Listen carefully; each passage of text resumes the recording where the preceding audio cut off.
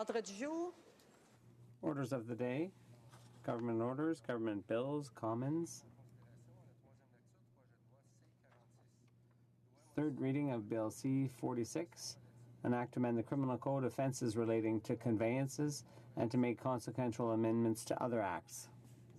Tabled, seconded by Mr. Baines, moves that Bill C-46, an act to amend the Criminal Code offences relating to conveyances and to make consequential amendments to other acts, be now read a third time and do pass. Debate. The Honourable Minister of Justice and Attorney General of Canada. Thank you, Madam Speaker, for this opportunity to speak to Bill C-46, an act to amend the Criminal Code offences relating to conveyances. At the outset, Madam Speaker, I would like to extend my heartfelt thanks to the members of the Standing Committee on Justice and Human Rights for their thorough review and consideration of this bill. Committee members heard over 45 witnesses and reviewed a significant amount of material on a highly complex topic, and I am grateful to them for their diligence and believe the bill is stronger because of their efforts. As I have indicated on previous occasions, the primary objective of this legislation is to save lives. Lives which continue to be tragically cut short by irresponsible and reckless decisions to drive after consuming alcohol or drugs. I am continually frustrated and deeply saddened by the stories of families who have lost loved ones as a result of impaired driving. Madam Speaker, mothers and fathers should no longer have to endure the anguish and heartache of burying their children following an alcohol or drug-related traffic collision. Children should no longer be orphaned by a driver's careless decision to drive after consuming alcohol or drugs. This bill aims to reduce deaths resulting from impaired driving. This bill also aims to reduce the impact of impaired driving on those who suffer traumatic, lifelong injuries caused by another person's irresponsible decision to drive drunk or high. No one should have to endure months or years of painful and costly physical rehabilitation. No one should have to give up their job or the pastimes they love due to injuries caused by an impaired driver. Despite great efforts by governments and advocacy groups to raise awareness of the dangers of impaired driving, we still see far too many headlines about these tragic incidences. Madam Speaker, there is no excuse for this type of conduct in our society, and yet, by some estimates, over 1,000 people lose their lives every year to this entirely preventable crime. Countless more are injured. In my view, it is my responsibility as the Minister of Justice and Attorney General of Canada to take any and all reasonable measures to increase deterrence and detection of impaired drivers. Madam Speaker, Bill C-46 aims to strengthen the criminal law response to both drug and alcohol-impaired driving. The elements related to drug-impaired driving will come into force on royal assent to ensure a robust drug-impaired driving regime is in place well in advance of cannabis legalization. Although it is difficult to predict the impact of cannabis legalization on the rate of impaired driving, information from other jurisdictions that have legalized cannabis suggests that there could be a slight increase. Canada needs to be prepared. The measures proposed in Bill C-46 will increase the deterrence, detection, and conviction of those who engage in reckless and irresponsible conduct. Specifically, Bill C-46 will authorize police officers to use roadside oral fluid drug screening devices to help them determine whether or not a driver has drugs in their body. These are minimally invasive handheld devices that will expediently analyze a sample of oral fluid. If a police officer has reasonable suspicion that a driver has a drug in his or her body, they would be authorized to demand a sample of oral fluid for analysis at the roadside. A positive result on the drug screener would be highly indicative of recent drug consumption and could lead to further investigation, either by a drug recognition evaluation officer or through a blood sample taken by a qualified technician. In addition to authorizing roadside drug screeners, Bill C-46 will also create 3 new driving offences of being over the legal drug limit within 2 hours of driving. This type of offence is similar to the offence that prohibits driving over the legal limit for alcohol, otherwise known as the over 80 offence. These offences will be proven through a blood sample, which provides the best and most reliable evidence that the drug is active in a person's body. The bill provides that a police officer can demand that a blood sample be provided by a driver when they have reasonable grounds to believe that either a drug-impaired or legal limit offence has occurred. These offences will facilitate the prosecution of drug-impaired drivers by setting strict limits for the amount of drugs one can have in one's body while behind the wheel. As I've previously indicated, the actual legal limits will be set by regulation, and the proposed drug levels were recently published in Part 1 of the Canada Gazette for public comment. On that note, 3 legal drug limit offences are proposed. There will be a straight summary conviction offence, which reflects our government's precautionary and public safety approach to THC consumption and driving. The draft regulations propose that only cannabis, in particular THC, will fall under this offence at this time, and this offence will apply if a driver has between 2 and 5 nanograms of THC per milliliter of blood within 2 hours of driving. Bill C-46 also proposes 2 hybrid offences. One of these offences will apply to drivers found with impairing illicit drugs. For example, it will not be permitted for a driver to have any detectable level of cocaine or LSD in their body.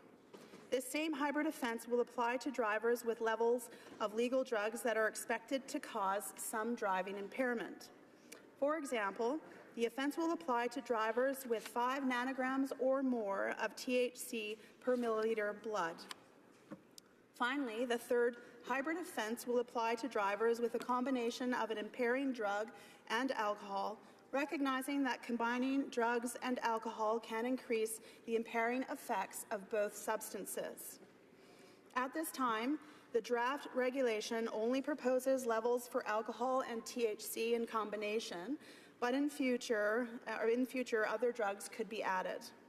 It is proposed that 2.5 nanograms of THC per milliliter of blood in combination with 5 milliliters of alcohol in 100 milliliters of blood will constitute this offence.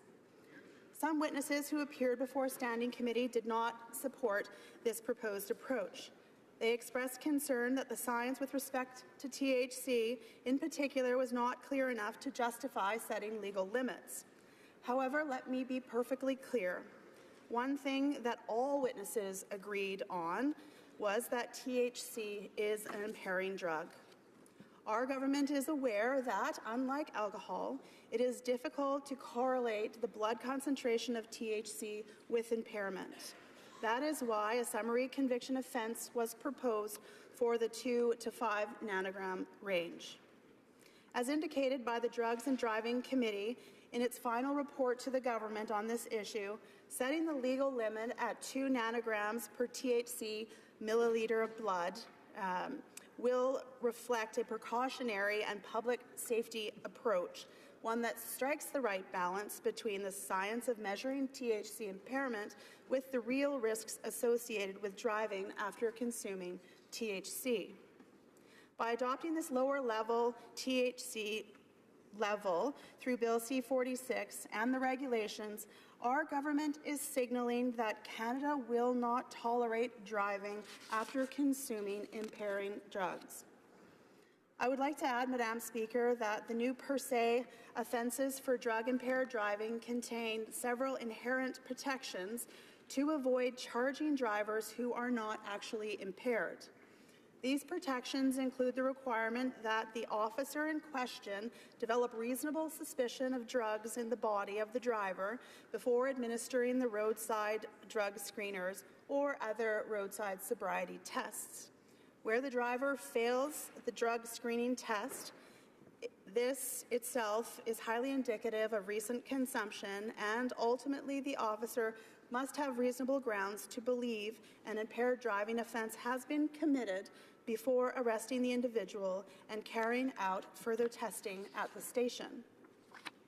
To sum up, Madam Speaker, the drug levels that are proposed for these new offences are consistent with the approach taken in other jurisdictions, and I am confident that they reflect the best available scientific evidence, while at the same time ensuring that we are proceeding in a manner that protects the safety of the public. Madam Speaker, I'd like to spend my remaining time addressing other elements of Bill C-46 that propose to reform the alcohol-impaired driving regime. In this area of the criminal law, which perplexes even the most seasoned criminal professionals, this area has developed in a piecemeal fashion since the first offence was enacted in 1921. It has never been comprehensively reformed, and according to a 1991 report by the former Law Reform Commission, its provisions are, quote, virtually unreadable, end quote. This state of affairs cannot be permitted to continue, especially in the area of criminal law that is amongst the most litigated. Bill C-46 proposes to create a clear, simplified, and modernized legislative framework to ensure that the public can better understand the law and also ensure that the police can effectively enforce it. Another element proposed in Bill C-46 is mandatory alcohol screening. In my view, this proposed reform is the most critical reform respecting alcohol-impaired driving in this bill, and Mothers Against Drinking and Driving agree. In May of 2017, Andrew Murray, the Chief Executive Officer of MAD, said the following, quote, simply put, mandatory screening is one of the single most effective ways Canada can reduce impaired driving. It has been in place in many other countries for years and has helped them reduce overall road crashes and fatalities, end quote.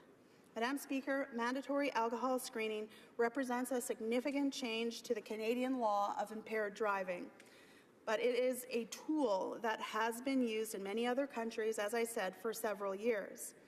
It was pioneered by the Australians in the 1970s with great success, and more recently it has been adopted in several European jurisdictions, including Ireland and Scotland. This proposed element was the subject of much commentary and debate at the Standing Committee, and I thank all those who presented on this topic for their thoughtful and insightful comments. Madam Speaker, under the current law, a police officer at the roadside must have reasonable suspicion that a driver has alcohol in their body before they can demand a preliminary breath sample. Although this is a low threshold, the Standing Committee heard from witnesses who confirmed that a driver is often able to conceal visible signs of impairment from the police and thereby pass through a traffic stop undetected. The number of impaired drivers who can escape detection is simply astounding. In my view, this significantly undermines the detection and enforcement efforts of police, as well as the public messaging with respect to impaired driving. If more than 50% of impaired drivers are able to escape detection following a traffic stop, then a new approach is absolutely needed. The chief concern raised by witnesses with respect to mandatory alcohol screening was that it would lead to racial profiling. While I strongly condemn racial profiling, I am confident that mandatory alcohol screening will neither facilitate nor encourage this conduct. In fact, Bill C-46 guards against this in a number of ways. First, the bill is clear that mandatory alcohol screening will only be authorized following a lawful stop. The Supreme Court of Canada has determined that police are authorized to stop any driver at any time to ascertain whether or not they are complying with the rules of the road, including whether or not they have a license and insurance. These stops are authorized both at common law and provincial highway safety or highway traffic laws. If an officer is acting within this authorization, then he or she would be authorized to demand a preliminary breath sample. Second, mandatory alcohol screening is most effective when all drivers know they can be tested.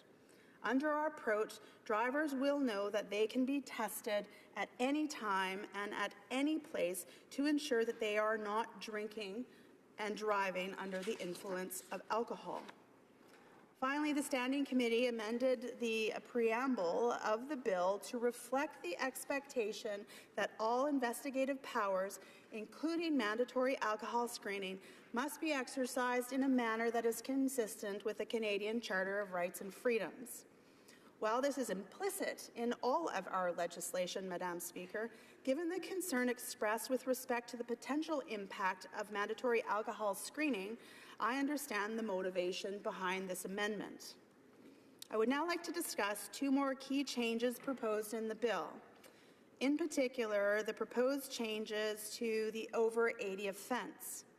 Currently, this offence is committed if the driver has in excess of the allowable blood alcohol concentration while driving. The proposals in Bill C-40, this revised formulation is to eliminate the risky behavior associated with bolus drinking, sometimes referred to as drinking and dashing. This is when a driver consumes a significant amount of alcohol immediately before or even during driving in an attempt to get home before the alcohol is fully absorbed. This proposed formulation of within 2 hours also has the benefit of limiting what is known as the intervening drink offense. This can occur when a driver consumes alcohol after being stopped by the police, but before a breath sample. This has the result of frustrating the breath testing process, and this is unacceptable. Some witnesses raised concern that this could criminalize people who have done nothing wrong, who have simply had a few drinks after arriving home after a long week. I would like to clarify that the bill provides for this scenario by proposing an exception to the offence that is intended to apply to cases of innocent, or is not applied to cases of innocent intervening drinking. Furthermore, in situations where a driver's breath is tested outside of the 2-hour window of the offence, a legislative formula is proposed to calculate what the blood alcohol concentration would have been at the time of the offence. I would like to thank the Standing Committee for their amendment to this provision, which clarifies that before a judge can resort to the formula, there must be at least 20 milligrams of alcohol per 100 milliliters of blood in the driver's body. The final element I wish to discuss aims to finally end what some have referred to as the disclosure wars.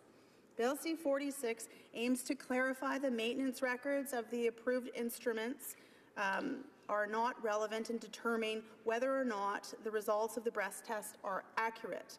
It is enough that the Crown disclose the test results, any error messages, and that the results of the calibration or system blank checks. Bill C-46 proposes many other changes aimed at improving the law of alcohol-impaired driving. The legislative backgrounder to Bill C-46 and the accompanying charter statement outline many of the key proposals, including the rationale and the charter considerations. If members have not yet done so, I would encourage them to review these documents. Madam Speaker, I am immensely proud of the reforms proposed in Bill C-46. I am confident that they will reduce deaths and injuries. I'm also grateful to all the witnesses who presented their views on the bill before the Standing Committee on Justice and Human Rights. In my view, the bill is stronger for their input. And in closing, Madam Speaker, I urge all members to vote for public safety and support Bill C-46. We must all work together to eliminate impaired driving and all of its tragic consequences. Thank you very much, Madam Speaker. Questions and comments. L'honorable député de... The honourable member for Bellechasse, Chemin-Lévis.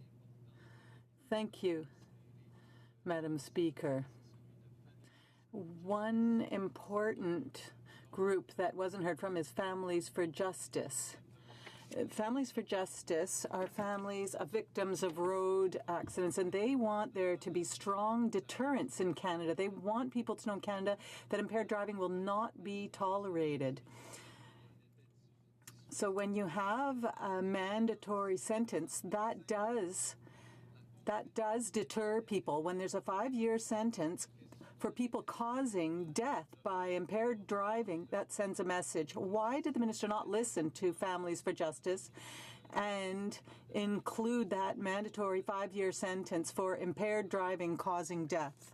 Honourable Minister of Justice. Well, thank you, Madam Speaker, and I'd like to thank my honourable friend across the way for the question and for his substantive work in this area, and I have enjoyed the opportunity to work with him. I have had the opportunity to meet with several members of Family for Justice, and I would at this point like to acknowledge the significant loss that they have suffered and recognize that the intent of Bill C-46 is to ensure we do everything we can to promote safety and to promote responsible driving. In terms of the question that was asked around mandatory sentencing with respect to this particular piece of legislation, it has been found that the mandatory sentences are not the deterrence. What is the deterrence in Bill C-46, as proven and as has been supported by Mothers Against Drunk Driving, is the mandatory alcohol screening. And I would like to quote the National Mothers Against Drunk Driving President, Patricia Hines-Coates, who said, with respect to mandatory minimum sentences at the Justice Committee, who studied this bill, and I quote, "As a mom, as a stepmom, as a victim, I cannot support it. There is no evidence to support that this will actually make a difference. We know once we bury our children or bury a loved one, it's too late. We need to focus on deterring it before it actually happens." That is where mandatory alcohol screening comes into place. And comments? The honourable member for Vancouver Kingsway. Thank you, Madam Speaker. Well, I don't think you'll find a parliamentarian in this House who doesn't agree that we need to do everything possible to discourage and hopefully at some point eliminate impaired driving. As one of my colleagues said the other day, driving is not a right, it's a privilege.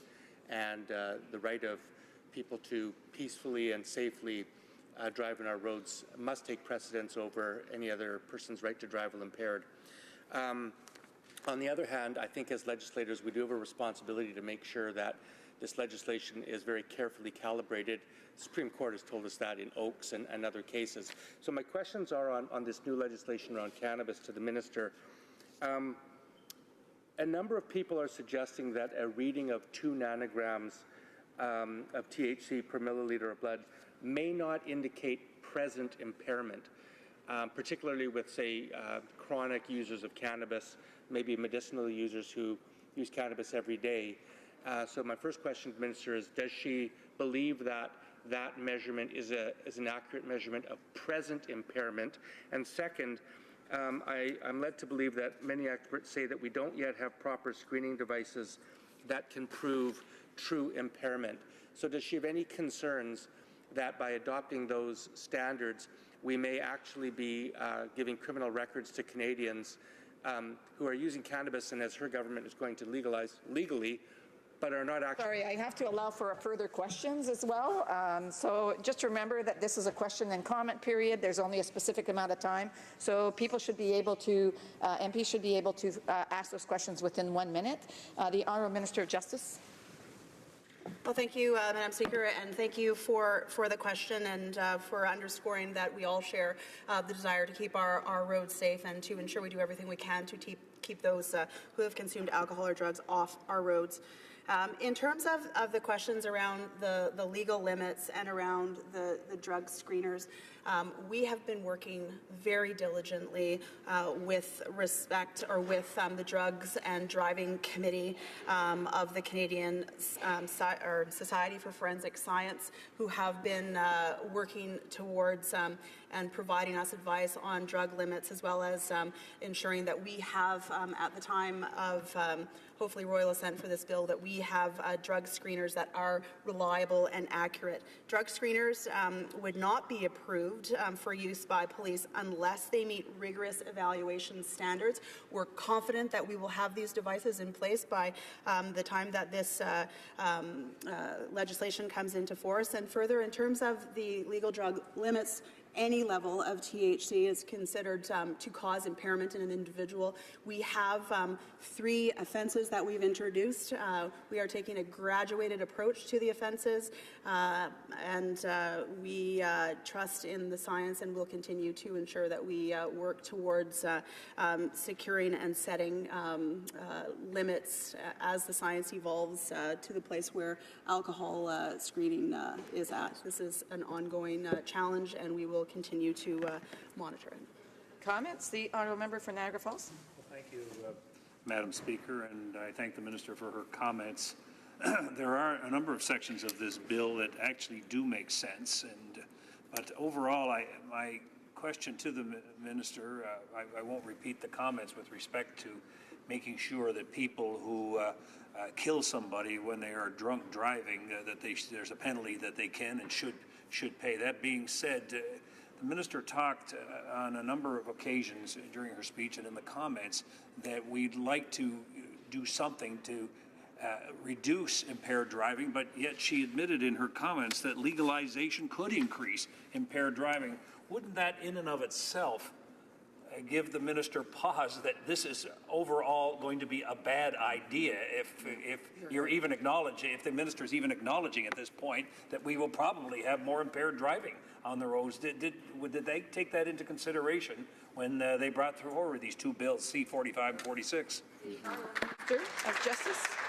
Well, thank you, Madam Speaker, and of course thank my honourable colleague for the question and his ongoing work in this regard.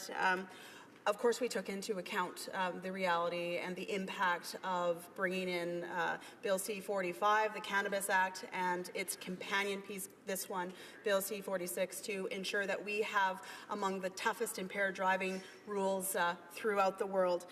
We are committed to ensuring, actually, might I say, that impaired driving and drugs and alcohol is an offence right now. We are working to ensure that we have the best scientific evidence, that we have the necessary oral fluid screeners to be able to detect at the roadside. We are committed to ensuring that we do everything we can to be able to improve, which Bill C-46 significantly does, and be able to detect more individuals that are behind the wheels of their car while impaired by drugs or alcohol. This is a real opportunity to significantly strengthen our impaired driving laws in Canada. Questions and comments? The honourable member for Guelph. Thank you, Madam Speaker, and thanks to the Minister for bringing this to the House today. My question builds on some of the questions from my colleagues across the way that were similar to questions that were asked during the debate on C-45. The timing of Bill C-46 and C-45, how they work together, is really my question to the Minister of the strategy of having Bill C-46 in place before C-45 to ensure that we have safe communities, safe people, safe roads, and the importance of the legislation, the way it's now being presented to the House, to be moving forward. If the Minister could comment on that, please. The Honourable Minister of Justice. Well, thank you, Madam Speaker. Thank you for the question. And I believe this question speaks to the previous question of the honourable member across the way in terms of the objectives of Bill C-45 and the objectives of Bill C-46, the Cannabis Act, and also wanting to improve the impaired driving laws in this country. The purpose, or what we're trying to combat, is the status quo right now simply isn't working with respect to ensuring we do everything we can to keep cannabis out of the hands of kids and the proceeds out of the hands of criminals, as well as ensuring we do everything we can to keep individuals out of the driving seats of their car while they've been consuming alcohol or drugs. The objectives of both of these pieces of legislation is to ensure that we move from the status quo, put in place significant laws and regulations to ensure that there is no question that the Government of Canada is tackling these really important issues and ensuring the safety of Canadians. Reprise de débat, resuming debate. The honourable member for Niagara Falls. Well, thank you, Madam Speaker. Thank you to my colleagues. Madam Speaker, I rise today to talk about Bill C-46, an act to amend the Criminal Code offences relating to conveyances and make subsequent consequential amendments to other acts. There's a couple of things that I'm going to address, Madam Speaker, today on this, and one of them is the timetable for this bill and the bill for C-45. I think the government is making a mistake, quite frankly. First of all, even bringing in the marijuana bill, but that being said, pushing it forward to try and get it in by Canada Day of next year. And even though I've heard the minister say that they're going to try and push this bill that is in conjunction with C-45, try to push it through, I think the whole thing is a mistake. We heard considerable testimony from different groups that they thought that this was being jammed through too quickly. The Canadian Police Services asked that the legislation be delayed so that they would have the ability to train and put resources in place.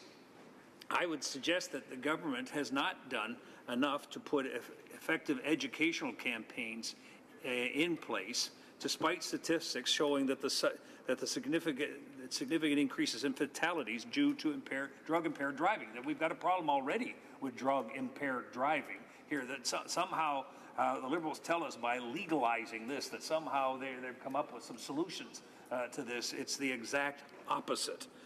Mandatory roadside testing, in addition to the large numbers of officers who still don't have sufficient training to adequately detect drug-impaired driving through drug recognition training, is another problem, a part of this. And the refusal of the government to mandate proper storage restrictions of cannabis plants in the home. The government, with all, due its excitement, were pleased to announce that everyone was going to be able to have a small grow-op in the kitchen. We were very much against this, just for the reasons that I've stated at committee and before this, that how can you make it any more accessible, easier for kids to get at if you've got plants in the kitchen? I thought I got some good news a couple of weeks ago. The woman in my office, Sherry, said, you'll be interested to know they've made some changes about the grow-ops in the kitchen. I said, oh, that's wonderful. That's great. They've been listening to us. Well, yeah, they said the 3 feet isn't high enough. They've got to, they've got to let them grow taller than that. You see, so after getting criticism about this, they do the exact opposite. Say, well, geez, we better let these people have 4 and 5 or 10-foot plants. You know what I mean? Just there are more joints, I guess, available if the higher these things grow. This is a huge mistake, and one that we will be hearing about in the future when this bill gets passed.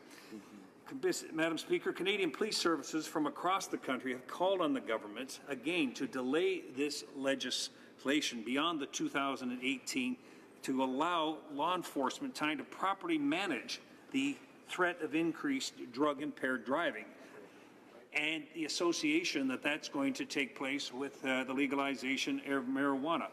They said, the Canadian Police Services stated that there is a zero chance that they will be ready by July 2018. Zero chance, Madam Speaker. So why is it that the Liberals are so intent on not listening to Canada's law enforcement? They've imposed this deadline, again, with little regard to the health and safety of Canadians, I would suggest. Now, during the recent meetings that our committees have had, the Canadian Association of Police Chiefs warned that they needed, again, more time to train officers under the new law and more than double the number of police officers who are certified to conduct roadside drug-impaired testing. They also called for more time to implement public education. officials, if you just have a look around, so officials in Washington State and Colorado have stressed the importance of implementing educational campaigns to deter the public from drug-impaired driving to as soon as possible and long before legalization. The timetable by the government is just too tight. They say they're going to get C-46 in before C-45. Again, I still, with the timetable that they've insisted upon for C-45, we are not going to be ready. Now, the Liberals have not taken the advice of members of the Police Association. There are Canadian premiers that have voiced their concerns. The provincial governments need more time to get their rules and regulations in place. The minister mentioned MAD Canada. They've also called for the government to ensure the legislative framework is in place under the Motor Vehicle Act, giving police the powers to lay drug-impaired charges. Currently, the standard breathalyzer will not detect drugs. I mean, one of the things that we did hear about, and some of my colleagues mentioned, is how challenging this is to exactly measure the level of THC and to get that to measure the level of impairment. And it gets further complicated now that we are encouraging people to smoke marijuana and the combination of marijuana and alcohol. This is going to become more complicated, and that's one of the things that became very, very clear on the hearings that we had from, or the testimony we had at C-46, how difficult this is. We had different experts say that, the THC levels can be in your system here for days afterwards. There's a spike, when you have the first couple of joints, but then it goes down, but how quickly it goes down, and then what does that do in combination with alcohol? So, Madam Speaker, again, we have to have people who are expert in this area, and the police services have said they've got to have at least 2,000 experts that are needed to be able to do this.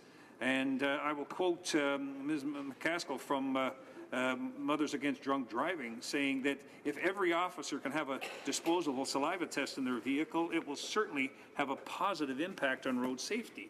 Unfortunately, the government is not in a position to guarantee that those drug experts will be in place.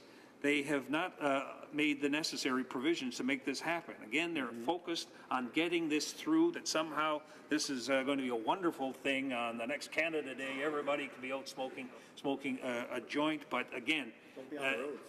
Yeah, that's right. Again, this has been a huge mistake. I have to mention as well the whole question of the penalties in there. That, Madam Speaker, our party is very clear that if you get a $1,000 fine if you kill somebody because of your drunk driving, that is unacceptable, and it sends the wrong message, quite frankly. Sure. And the Mothers for Justice that my colleague talked about, that were very clear about that it's not enough to say, well, the person got arrested. Well, we want to send out a message, a very clear message, that if you are drunk and you start driving and you start killing people, that there are serious consequences. Not a $1,000 fine, not $1,500 here, not a slap on the wrist. Our job is to make sure people get that message, that people have to take responsibility for the crimes that they have committed. And that's been something consistent that when we were in government, there has to be serious consequences for people who commit serious crimes and victimize other people. So we know, Madam Speaker, that the statistics show us that impaired driving due to drugs is on the rise. And this, again, is why we have to have a nationwide public education. We know, for instance, just having a look at Washington State, what's going to happen in this country. Fatal crashes among drivers who tested positive for marijuana went up from 8% in 2013 to 17% in 2014.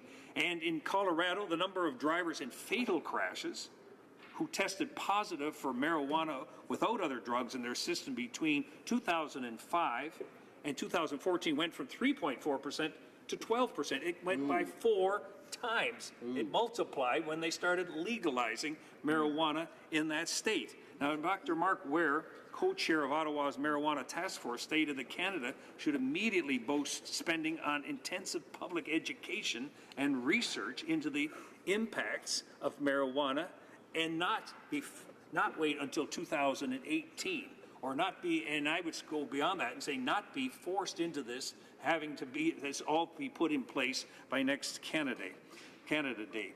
Dr. Ware told a drug policy conference in Ottawa that a bill to overhaul Canada's marijuana is the first step in what he predicts will be an unbelievably deep and tangled web with the province's territories and the municipalities who will be responsible for much of this scheme. I got to tell you, Madam Speaker, here's what's going to happen when this thing gets enacted. The Liberals, the federal Liberals, they'll be blaming the provinces. When this thing is a complete national mess, they'll say, well, we legalized it, the provinces, that's your responsibility.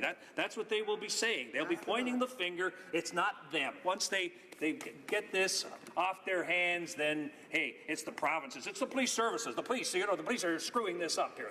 They're not doing enough to this. And that's what is so unfortunate about this. They've been clearly warned, this government has been warned about the implications of legalizing marijuana, that they required safeguards that should be in place. The Canadian Automobile Association has made the case that a public education campaign has to be put in place.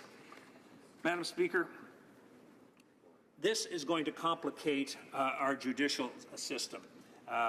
It was made very clear that there will be challenges, charter challenges, and I understand, Madam Speaker, whenever you put in new legislation, there's always the possibility that people can challenge this.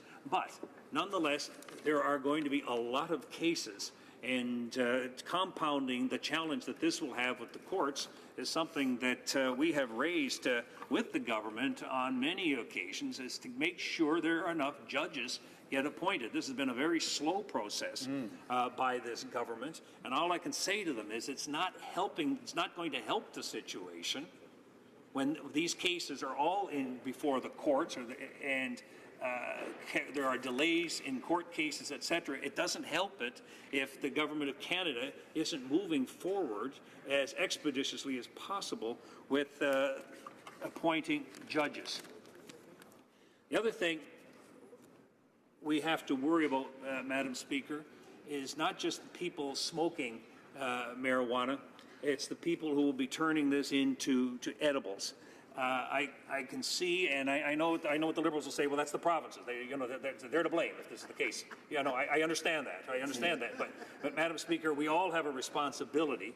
And when these things get turned into edibles, when children have access, and again, not all children will go after the pot plants in the kitchen. I appreciate that, and nor should they. But the edibles, this is going to be another danger to the young people in our country, and one that the government does not seem to take with the seriousness with which it needs. So, Madam Speaker, when I had a look at the legislation that was before Parliament, there were sections that I did like. The minister talked about the one section there that taking the marijuana tests about 2 hours afterwards, that I believe, among other things, it will go after those individuals who try to avoid an impaired driving charge by having a couple of drinks after the accident, and the excuse they use is they needed a couple of drinks after the accident to try and calm down. And well, we all know that this is a way of avoiding or complicating an impaired driving charge, and that's one of the sections I actually agree with. But when my colleague, the member from St. Albert, Edmonton, came forward with a group of reasonable amendments to ensure that people live up to the responsibilities that they have when they have finally get convicted of impaired driving, and impaired driving killings somebody, those penalties were completely rejected by the Liberals.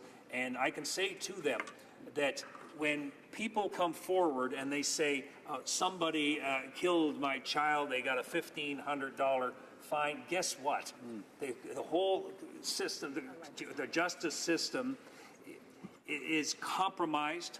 It decreases people's confidence in the criminal justice system when people aren't given penalties that are commensurate with the crimes that they have committed. Now, my colleagues in the Liberals say, well, you know, we don't want to put these tough penalties here because that's not going to stop people from committing these crimes. Well, I think it does send out a message to people that if there are serious consequences for what you are doing, yes, there are people who say, okay, we better be careful with this because there are serious consequences by reason of their impaired driving. So I would say to the government, this C-45 and C-46, I appreciate they go together, and one is the second one is to complement the first one, but I wish, and my colleagues have said the same thing, would they reconsider everything about this, the implementation, the whole question of legalizing marijuana and what this is going to do to our children. And I can promise you, Madam Speaker,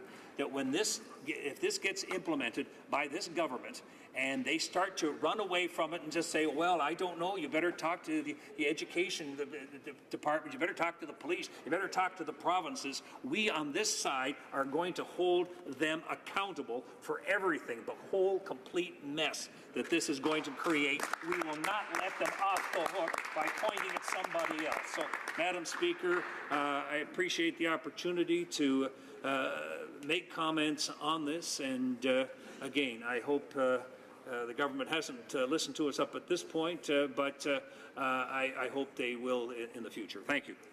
Questions and comments? The honourable member for Oakville. Thank you very much, Madam Speaker, and I wanted to thank the honourable member from Niagara Falls for his remarks.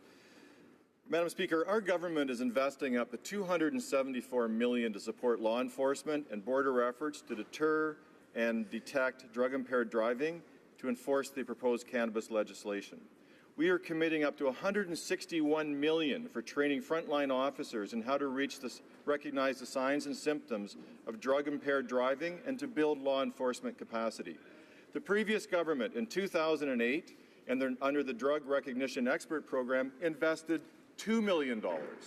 So through you, Madam Speaker, I would like to ask the honourable member why, if he feels so strongly about these issues, that his previous government not make a much more robust investment in drug recognition programs so that we weren't so far behind today, and what comes next? Why does he feel the status quo is sufficient if we don't bring this bill forward?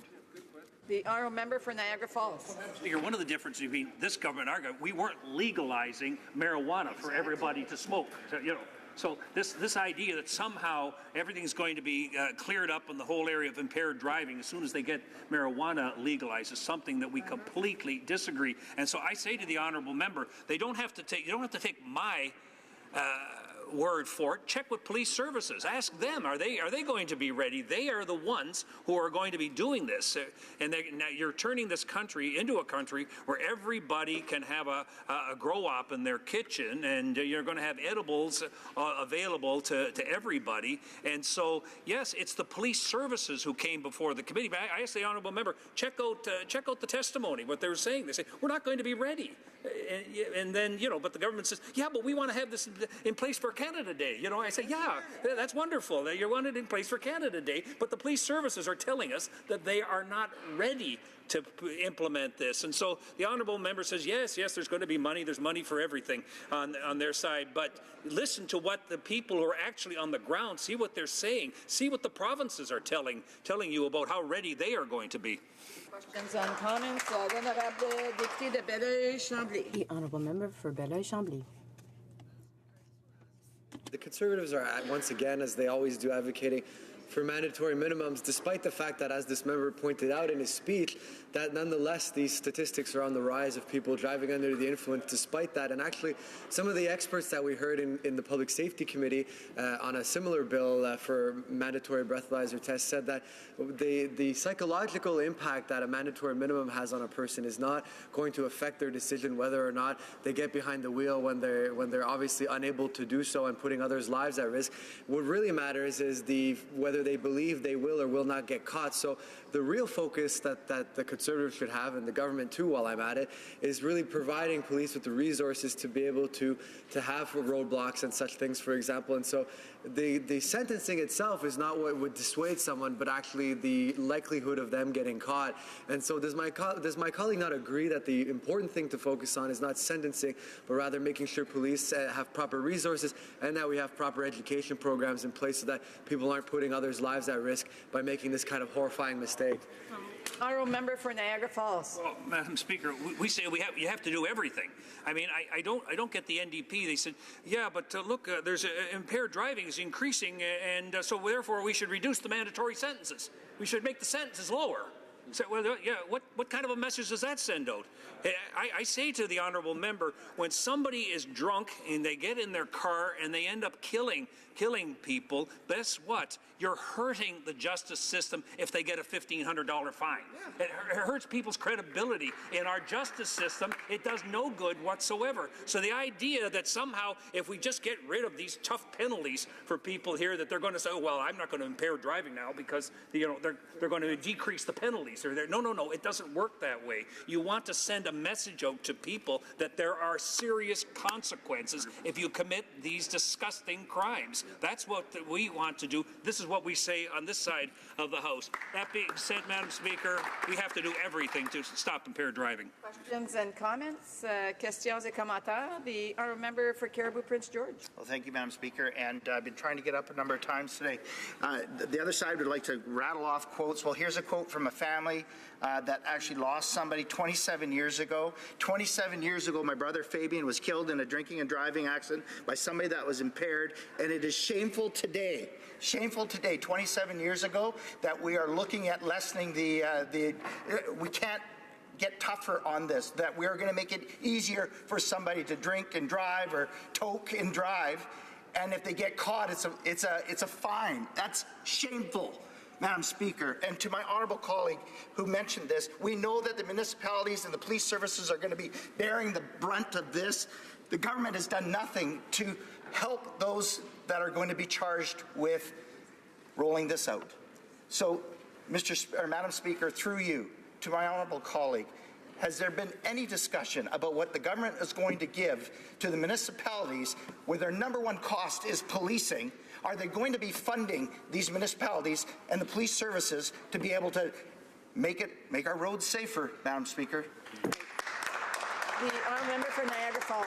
Thank you, Madam Speaker, and I thank my colleague for that impassioned question. I mean, on the one hand, this government has made it clear that they've got money for everything. You know what I mean? Don't worry about budgets, balanced budgets, forget about it. There's money for everything. And so certainly support for the municipalities and police servicing would be a huge part and an important part of what needs to be done on this. And yet, yes, I've suggested this to the Liberals. Listen to what police services are saying. They need more drug recognition experts because they are legalizing dope in this country. So I would suggest to them, say, yes, listen to what they have to say, listen to what the provinces, listen to the police. Again, they're not going to listen to us because we're in the Conservative Party. No, we're not going to listen to them. I say to them, listen to what the provinces, listen to what the municipalities, listen to what police services, they're on the right track and they should listen to them.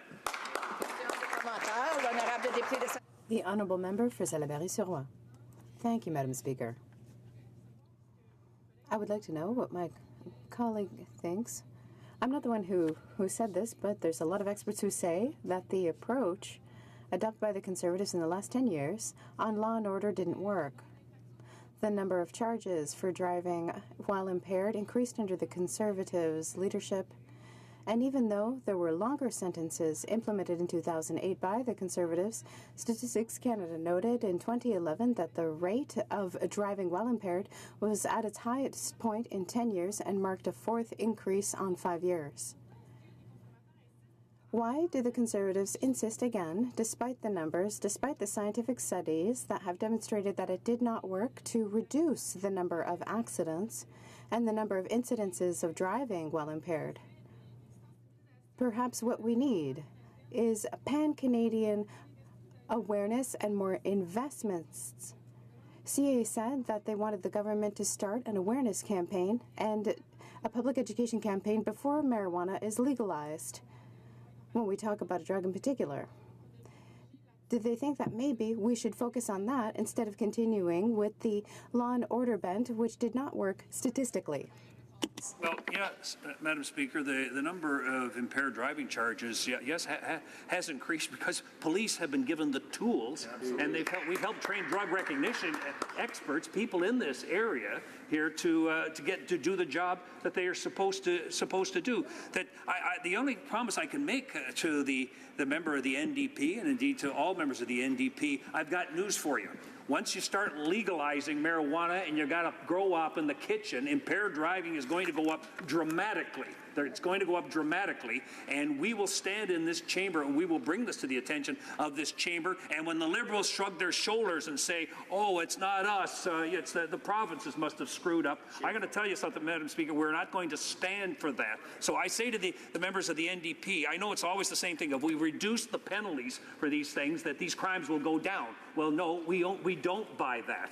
People have to take responsibility for the actions that they take or something. That is what our Conservative government always said, and this is what we will continue to say as a party. Reprise de débat, resuming debate. Avant que je reconnaisse... Before I recognize the next speaker, I want to mention that I will have to interrupt them. I will have to interrupt the speaker for the orders of the day. The Honourable Member for Beloeil-Chambly. Thank you, Madam Speaker. Today, we are debating the other part of the marijuana legalization plan set up by the government, the Liberal government rather, which is a bill that has to do with driving while impaired. Not only while impaired by marijuana, but also some changes have been made to the way that we deal with impaired driving under the influence of alcohol. And from the outset, I wish to remind this House and the people listening to us just how much, even though we support, in principle, the legalization plan, just how much it has been a serious failure in its approach. What do I mean by that? I'm talking about the consultations or lack of that occurred with the provinces on the file before us today. The provinces will have to bear the biggest burden. There are people from Quebec and people in my riding who have indicated just how the lack of consultation is affecting their ability to adequately plan to deal with the consequences that will flow from this plan. An example of that, which affects the file of Bill C-46, is the matter of education and awareness, especially among young people. That would be extremely important to make sure that we don't have any incidences of impaired driving. We have led similar campaigns regarding alcohol. One should believe that we should launch a similar campaign for education about marijuana. It is the provinces and the different provincial ministries that will have the responsibility for implementing these awareness and education campaigns. This is a very important point, especially when we talk about impaired driving. Evidently, that is not the file before us today, but we could also talk about the sale and taxation and all of those issues. When one drives impaired, I dare to say that sale and taxation are important issues. Because one of the points that we heard from the beginning... Oh, I see that my time has run out, and I will continue after question period. The Honourable Member will have 17 minutes and 25 seconds remaining to continue his speech. Déclaration de député. The Honourable Member for Kildonan St. Paul. Oops. No. Sorry, l'honorable député de Charlebourg-Haute-Saint-Charles. The Honourable Member for Charlebourg-Haute-Saint-Charles. 60 ISIL combatants have returned to Canada, Madam Speaker. They're not just criminals. They are people who work day and night to destroy those who do not share their views. They encourage hate within their families and in public. Is it possible that they're living freely back in Canada? We don't know who they are, where they are, what their plans are. Why isn't the minister being proactive in informing Canadians about these criminals? We don't want these people walking around in our communities without knowing where they are. Is it possible that this government has earmarked millions of dollars to compensate them for their dedication to this cause? Canadians will have to remain vigilant, and their safety will always remain a priority for us. Member for Oakville. Thank you, Madam Speaker. Madam Speaker, I rise today to recognize two exemplary citizens in my riding of Oakville on the occasion of their 60th wedding anniversary. Fred and Esther Wheeler first came to Oakville in 1967, where they became active in the life of our community and dedicated to improving the lives of their neighbors, and they have never stopped. Fred and Esther are each, individually, pillars of strength, spirituality, and caring. Standing together, unified by their marriage, they have provided a home for family, a shelter for refugees, and a virtuous example for all of us. Fred and Esther have truly exemplified the Canadian values of generosity and selflessness, and their children and grandchildren were raised with these same values and are continuing this legacy both in Oakville and across the country. Madam Speaker, we are so fortunate in Oakville to have such generous and dedicated residents. I'd like to take the opportunity of their 60th wedding anniversary to congratulate Fred and Esther and thank them for their many contributions. The honourable member for Kildonan St. Paul. Thank you, Madam Speaker. I rise once more during Women's History Month to recognize Marianne Gabory, a true Canadian adventurer and role model. Immediately after her marriage in 1806, in defiance of custom of the time, Gabory left the comforts of Montreal, tea and tourtière, with Jean-Baptiste Lagimodière to become Canada's first female coureur de bois. Gabory led an exceptional life, trapping, hunting, and trading in the prairies where she learned Cree and Ojibwe.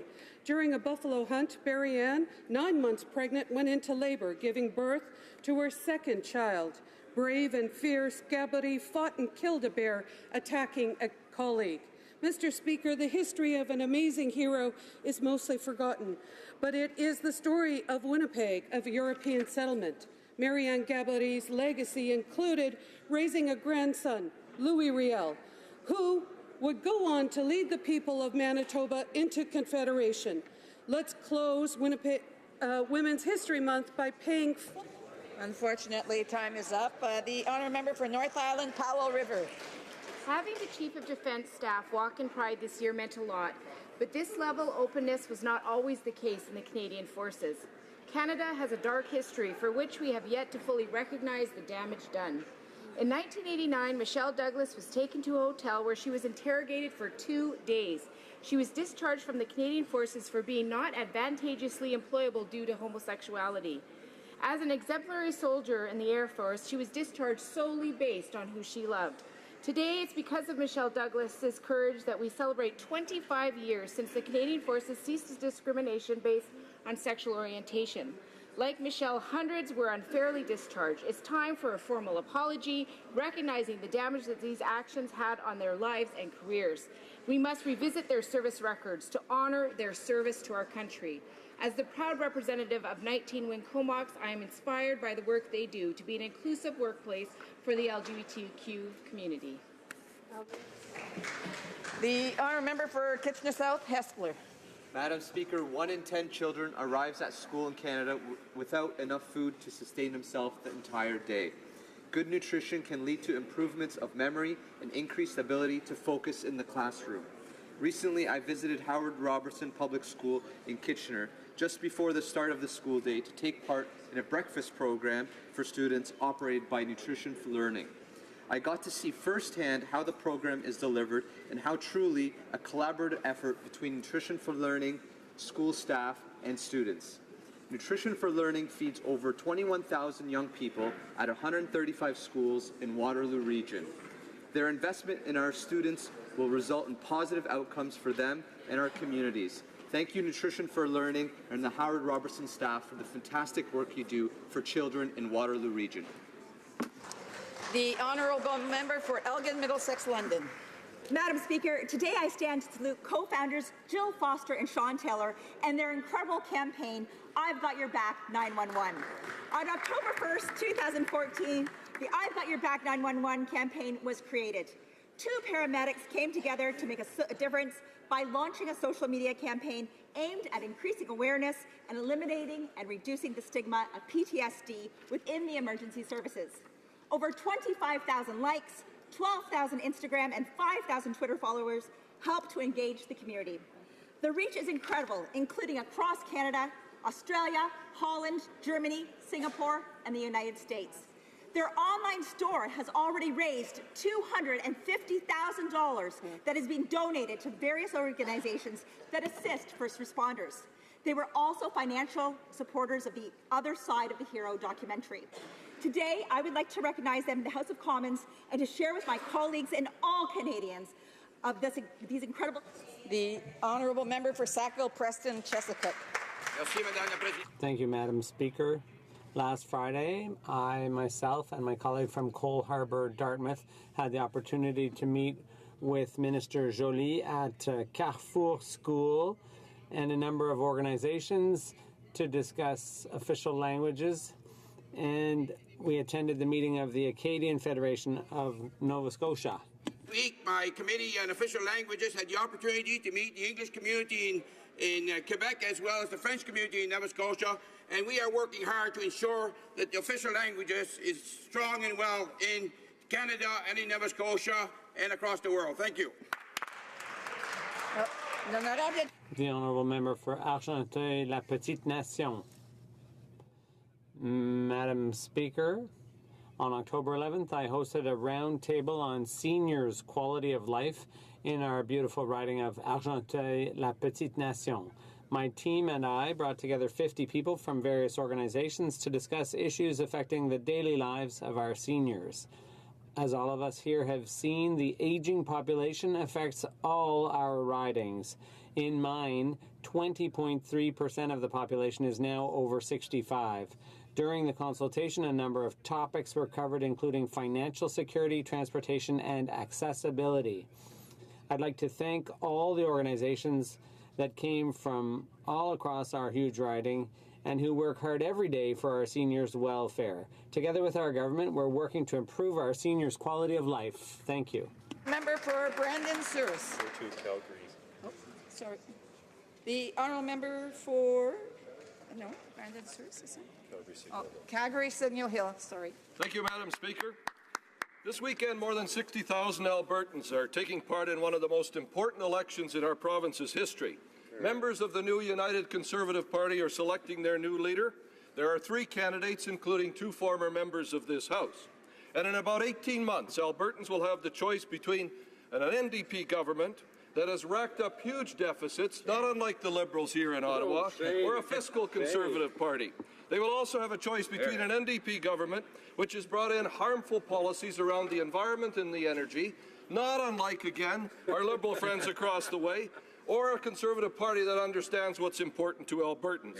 They will have a choice to elect a party that will stand up to this Liberal government and its harmful policies towards our province, or a party that is proven that it's controlled by the big public sector unions. So good luck to all the candidates, Madam Speaker, because Alberta can't wait until 2019 when we can get new government in Edmonton and a new government in Ottawa.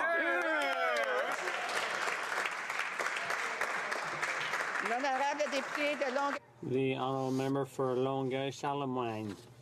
Madam Speaker, today I rise to launch the Poppy Campaign 2017. This year, as we celebrate the 100th anniversary of Vimy Ridge, the 100th anniversary of Passchendaele and Dieppe, let's remember those men and women who made the ultimate sacrifice, and those who serve our country today and their families. Local Legion, by volunteering at the Poppy Drive and taking part in various Remembrance Day events. I urge every member of the House to do the same. The funds raised through the Poppy campaign help the Royal Canadian Legion continue the great work that it does. I encourage every Canadian to proudly wear their poppy over their hearts as a visual pledge to never forget. Madam Speaker, on behalf of my fellow military families, nous nous souviendrons d'eux. Lest we forget. Madam Speaker, October is Islamic History Month, an opportunity for Muslims and non-Muslims alike to learn from one another, to not simply tolerate our differences, but to celebrate them. Islamic History Month is also a chance to learn more about the tremendous contributions of Muslims in building this country, like the fact that the Al-Rashid Mosque, the first mosque in Canada, was opened on the Alberta Prairie in 1938. Like the fact that Canada is home to the only Islamic art museum in North America, the magnificent Aga Khan Museum in my hometown of Toronto. Like the fact that in Quebec, female Muslim academic Dr. Sajida Alvi was the first ever chair in Urdu language at the Institute of Islamic Studies at McGill. Like the fact that the lead structural engineer of the CN Tower was a Muslim Iranian-Canadian Jamil Murkudi. When we learn about the history of Muslims in our country, Madam Speaker, we learn more about Canada itself. This lesson is more important now than ever before with the rise of division, misunderstanding, and Islamophobia. As a Muslim Canadian, Madam Speaker, and as a Parliamentary Secretary for Multiculturalism, I encourage all Canadians to observe, celebrate, and most importantly to learn during this important month. Merci. The honourable member for Brandon Service. Once again, the firefighters of the Wallace District Fire Department answered the call and with the help of many others put out a devastating inferno that recently engulfed Verdun's downtown. With volunteer firefighters from both Elkhorn and Verdun stations and with the help of a track hoe from Sparks Sand and Gravel, they stopped the fire before it could spread and do further damage to adjoining businesses. Mr. Speaker, it cannot be repeated enough that these are volunteer firefighters. They are everyday citizens who don't ask for anything in return, but are willing to rush to the scene of an emergency at the drop of a hat. It was a community effort that saved the day.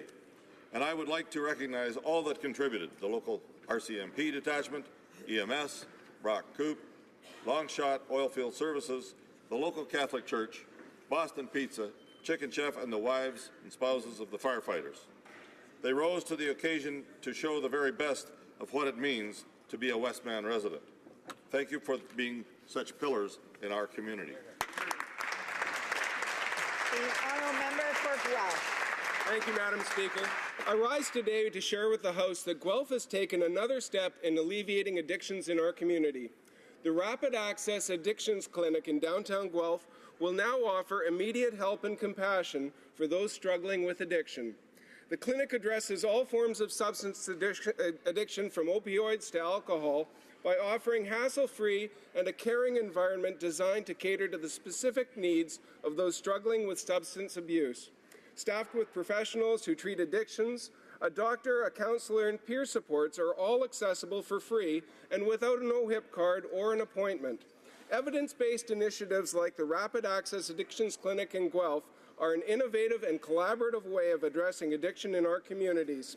I hope all members can learn from this example in Guelph. Thank you, Madam Speaker. The honourable member for Berthier-Masquinongé. Madam Speaker, just over 3 years ago, I was in the Railway Committee room just down the hall from here when the unfamiliar sounds of gunshots could be heard outside our caucus room. One bullet even hit our caucus room. Even before we knew what was happening, a member of our security service entered and calmly and professionally told us what to do to keep safe. Our guards protected us that day. They put themselves at great personal risk, including receiving gun wounds themselves, to protect parliamentarians and Canadians. That day they saved us, and I think we owe them respect in return. Predictability and eliminate forced overtime. They have decided to wear green hats, bracelets, and stickers to ask for the respect that they deserve. A very Canadian protest, measured, polite, and efficient. The response has been threats of discipline and even suspensions. The very guard who took a bullet 3 years ago is facing suspension for exercising his fundamental rights. That is wrong. I ask the managers to come to an equitable agreement with the guards and show. The honourable member for Haldimand, Norfolk. Mr. Speaker, I stand today to support constituents in my riding of Norfolk who are living with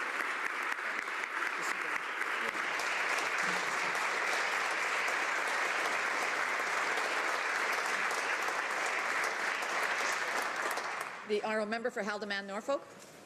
Well, Mr. Speaker, I stand today to support residents in my riding of Haldimand, Norfolk who are living with type 1 diabetes. Managing this disease is time-consuming and costly. As a result, they rely on support programs like the disability tax credit. Unfortunately, the Liberals believe that people with diabetes no longer deserve this support. Shame.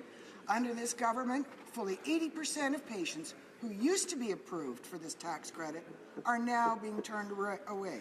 Unacceptable. What's worse, by being denied the disability tax credit, they are also disqualified from opening a registered disability savings plan to save for their own future.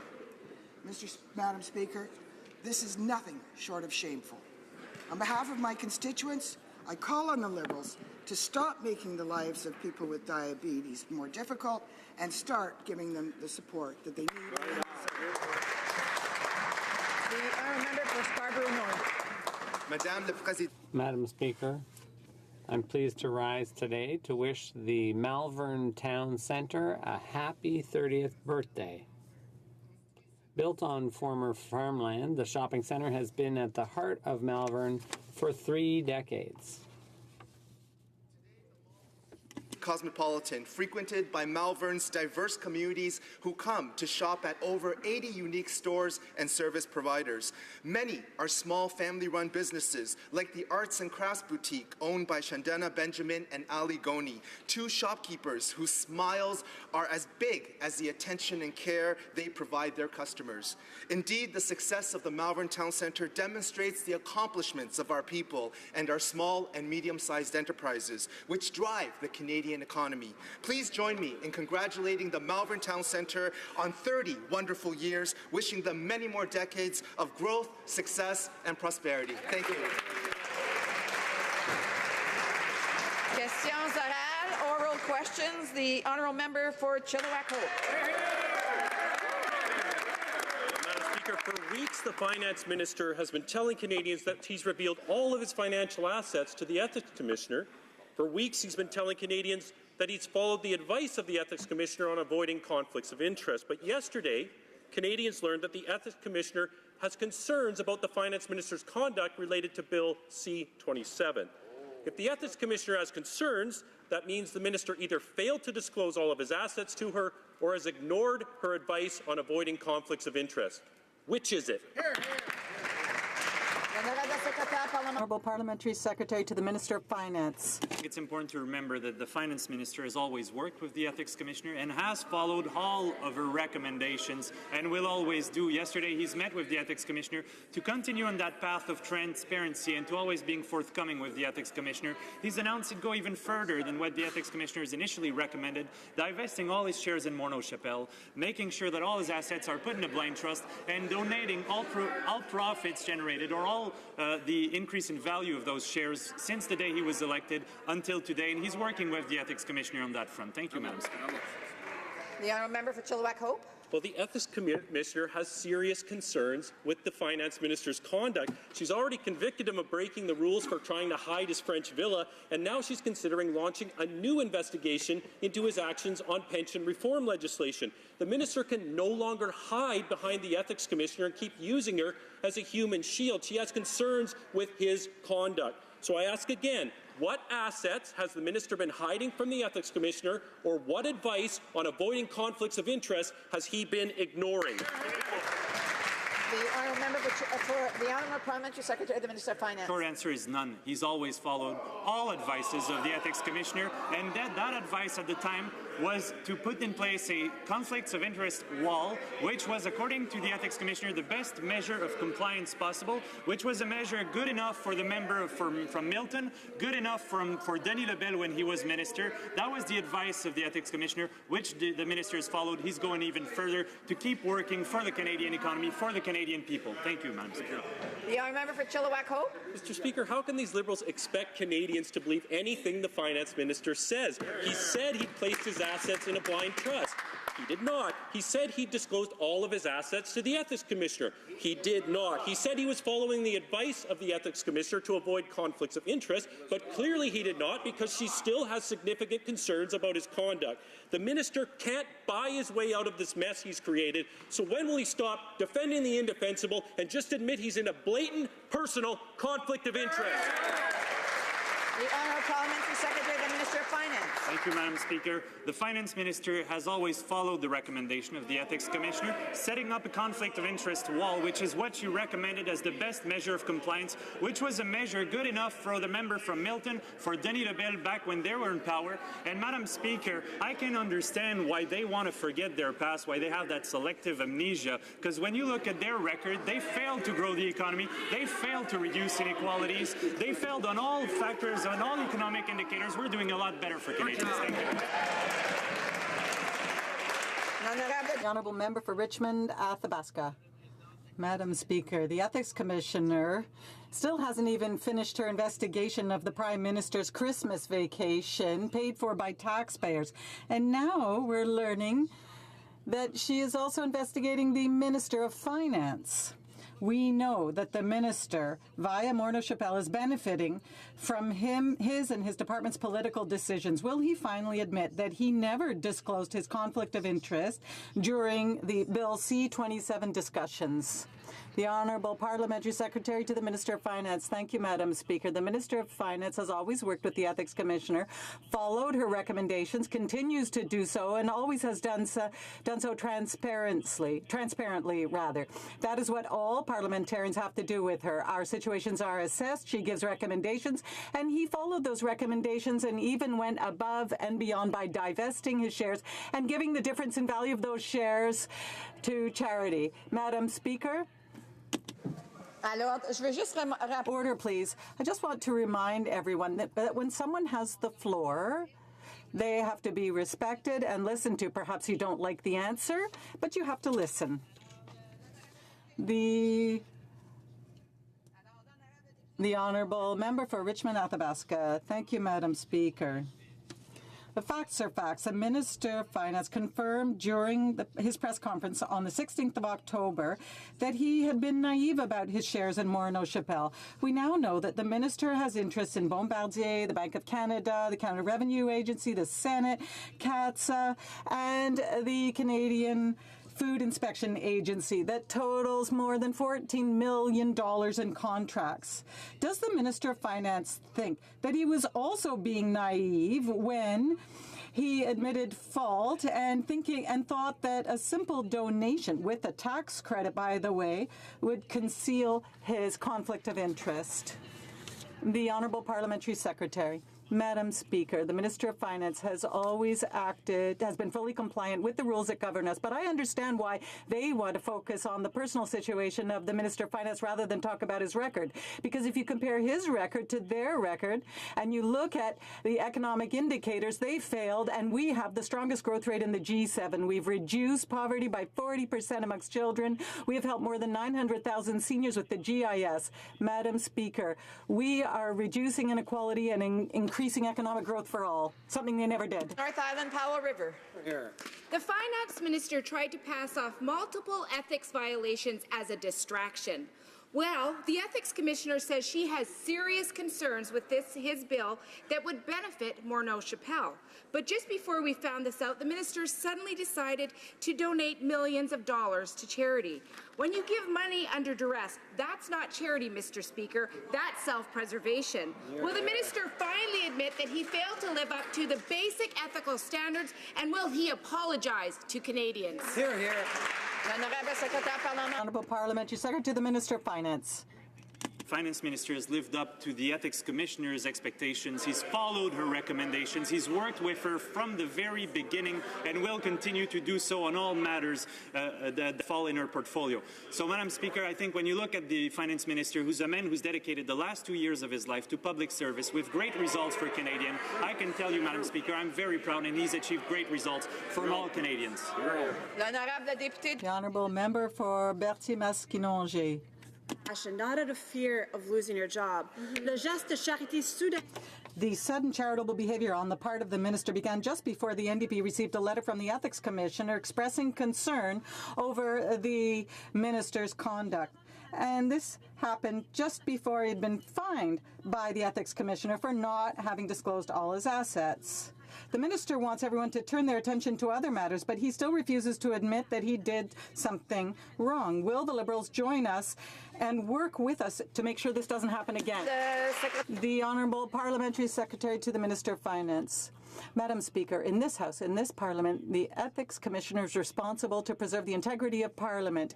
We all respect the Ethics Commissioner. The Minister of Finance has always worked with her, will continue to work with her, to comply with her recommendations and to make sure that he is fully compliant with the rules governing us. And he announced that he would go even further by divesting his shares in Morneau Chappelle and putting his assets in a blind trust. Madam Speaker, that's what acting transparently is, and that's what the Minister of Finance and this government is doing. The honourable member for Berthier-Masquinongé. Madam Speaker, on the 3rd of October, the Quebec Minister of Culture sent a letter to the Federal Minister of Heritage. In that letter, he condemned the fact that the agreement did not uphold tax and regulatory fairness for all businesses. He also criticized the lack of any guarantee of francophone content. Contrary to the federal government, the government of Quebec seems to have the courage to deal with these kinds of problems. But in order to do so, he needs the agreement, and the Minister of Canadian Heritage refuses to give it to him. Why are the Liberals refusing to make public an agreement that they are so proud of? Honourable Parliamentary Secretary to the Minister of Canadian Heritage. Madam Speaker, we heard the opinions of Quebecers and opinions in the rest of Canada. We heard more than 30,000 people during our consultations. They were clear. They want a government that supports Canadian culture. We heard this and we acted. We invested $2.2 million in arts and culture, the highest in the G7 and the highest in 30 years in Canada. This is investment in our creators, in production, and in Canadian content. North Island Powell River. Madam Speaker, the Heritage Minister keeps claiming she listened to cultural experts and the industry, but Netflix seems to have gotten special attention. Not only did they lobby her office multiple times, but they also don't have to pay their fair share for doing business in Canada. Now, Madam Speaker, there is a very easy way for the minister to clear up the confusion around the sweetheart deal she signed with Netflix. Just show us the deal. Will the Heritage Minister table the deal she signed with Netflix in this place? The Honourable Parliamentary Secretary to Canadian Heritage, the Minister of Heritage. Madam Speaker, we've heard the concerns of Quebec and the concerns of the rest of Canada. In the context of our consultations on DigiCanCon, we heard from 30,000 people around this country. What they said to us was very, very clear. They want a government which finally believes in and supports arts and Canadian culture.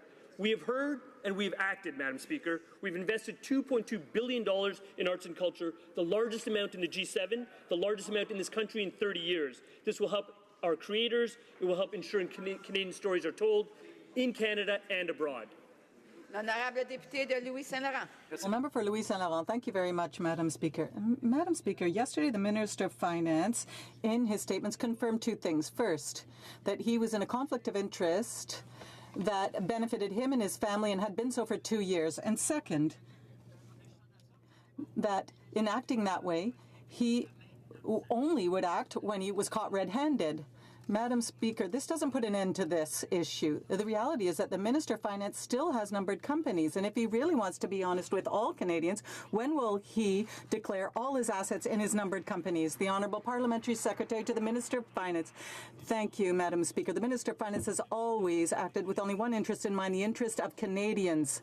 Madam Speaker, over the past 2 years, we have stimulated growth to the highest level in years. We have reduced poverty of the children by 40%. This is one of the most ambitious social policies in the country in our history. I think we should be proud of that, and I understand why they wouldn't want to talk about the decade of darkness when they were in power.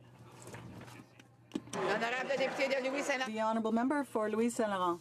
Madam Speaker, the member seems to have forgotten that thanks to their economic policy, the wealthiest of Canadians pay $1 billion less in taxes since they've come into power, contrary to what we did and contrary to what they're saying. Now, I'm going to put the question again to the member. I just want to tell him that it's the Minister of Finance and the Department of Finance that is at issue here.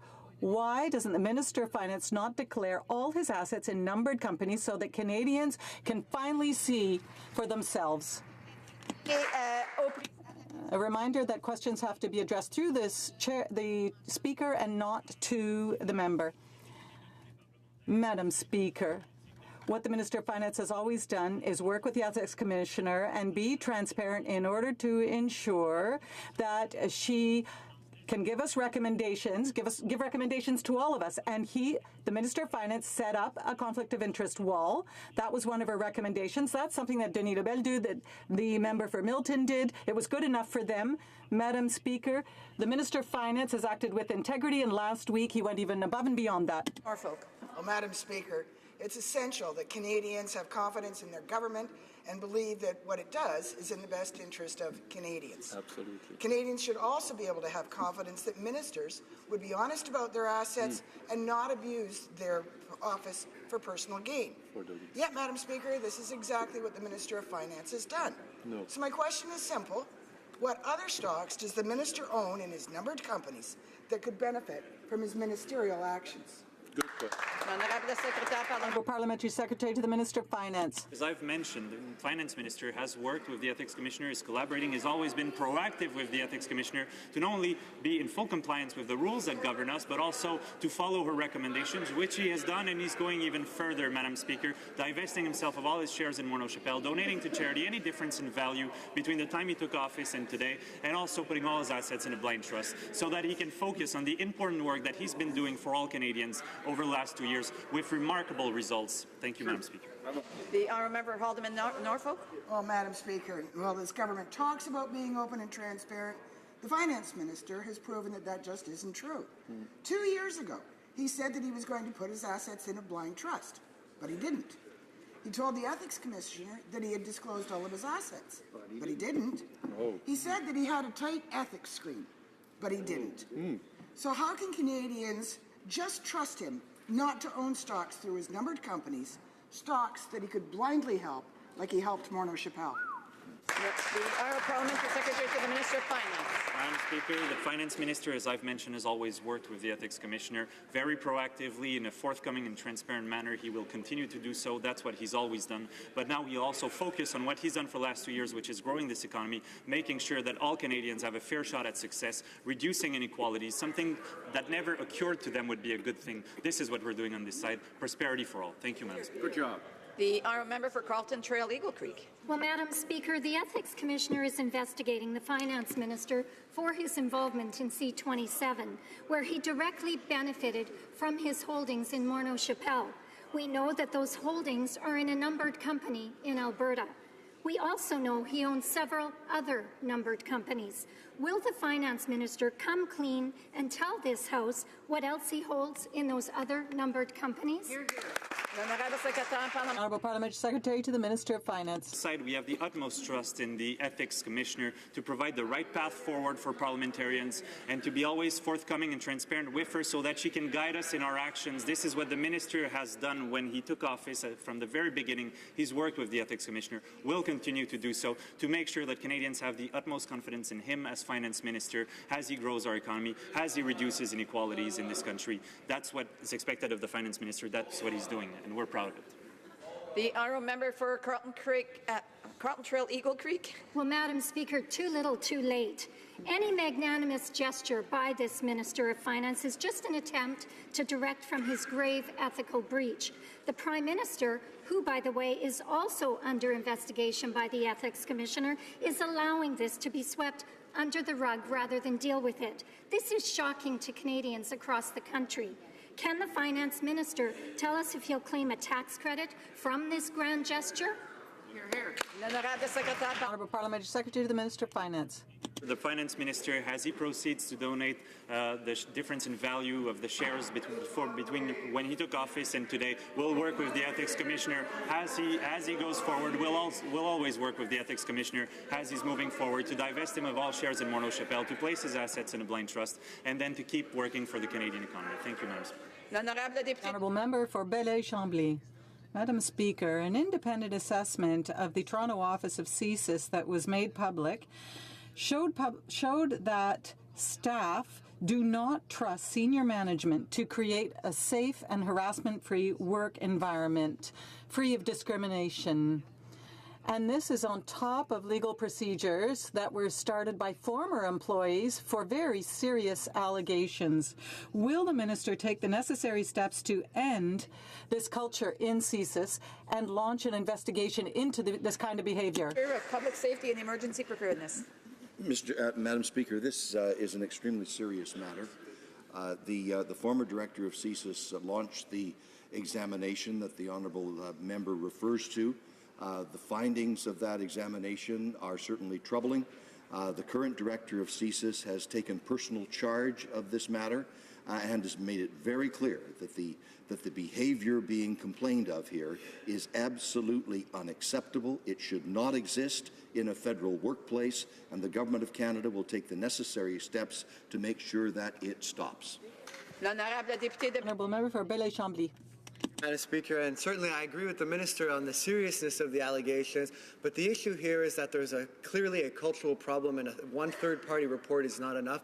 What we're asking the Minister is to launch a full investigation into this type of discrimination, these allegations of homophobia and Islamophobia. Also investigate to make sure it's not affecting the work that CSIS does with regards to the people that it targets. And more importantly, Madam Speaker, I want to ask the Minister if he will undertake to make sure that the managers responsible for this behavior will be held directly responsible and, if necessary, fired.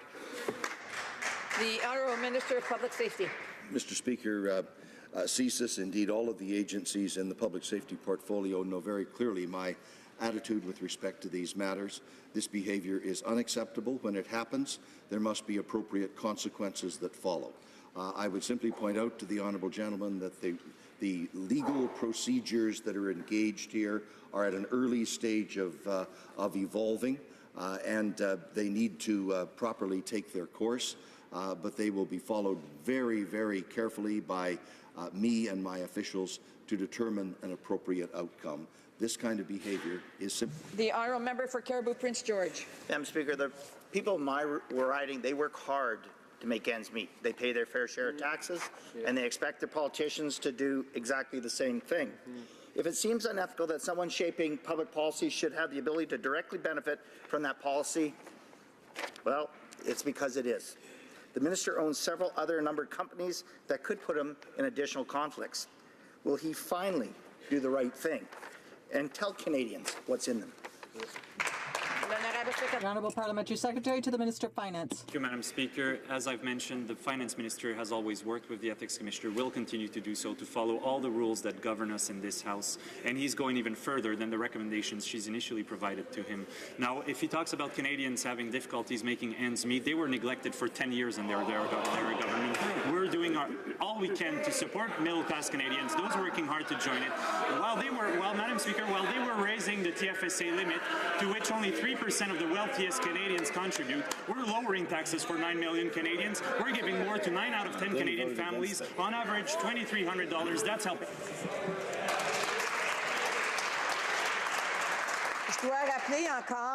Once again, I will remind the opposition that when a member has the floor, that must be respected. The answer must be listened to, whether you like the answer or not. Prince George.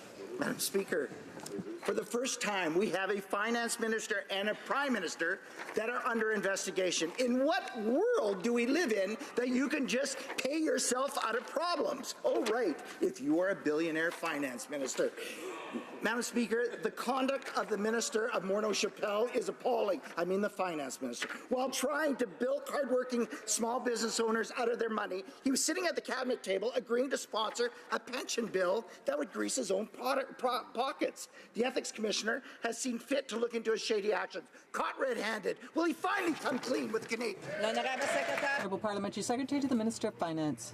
Speaker, I understand they want to keep focusing on the Finance Minister's finances while we focus on Canadians' ability to pay their bills and Canadians' ability to prosper, to be successful, and so that all Canadians, regardless of what their situation is at birth, have a fair shot at success, regardless of the cards they're dealt with at birth, that they can play good hands. That's why we've put in place, and this Finance Minister has put in place, the Canada Child Benefits that's reducing child poverty by 40% in this country. That's why we're helping Canadians from all walks of life. While they keep playing politics, we work for Canadians. Thank you. The Honourable Member for Haliburton, Kawartha Lakes Brock. Madam Speaker, the Minister of Finance introduced Bill C-27 to amend the Pension Benefits Standards Act. Immediately afterwards, his shares at Morneau-Chapelle jumped by $2 million. Wow. Now, we all know he forgot about his fancy villa in France, but surely he didn't forget about the company he has 1 million shares in, the company his father founded, that just so happens to be a pension management company. Stocks go up, credibility goes right down. When, with the Ethics Commissioner investigating the minister's actions, can he inform this House what other investigations he's facing? The Honourable Parliamentary Secretary to the Minister of Finance. Thank you, Madam Speaker. I know they like alternative facts on the other side of the House. When they talk about the share value in Morneau Chapelle, 2 weeks after Bill C-27 was introduced, the share price was down 12% from what it was when C-27 was introduced. So they can keep playing politics, Madam Speaker. We'll keep working for Canadians on this side of the House, Madam Speaker. Thank you very much. The Honourable Member for Lévis-Lobinière. Madam Speaker, the member for Louis Saint Laurent again, and colleagues must listen to what's happening in the House and not speak when it is not their turn. Order.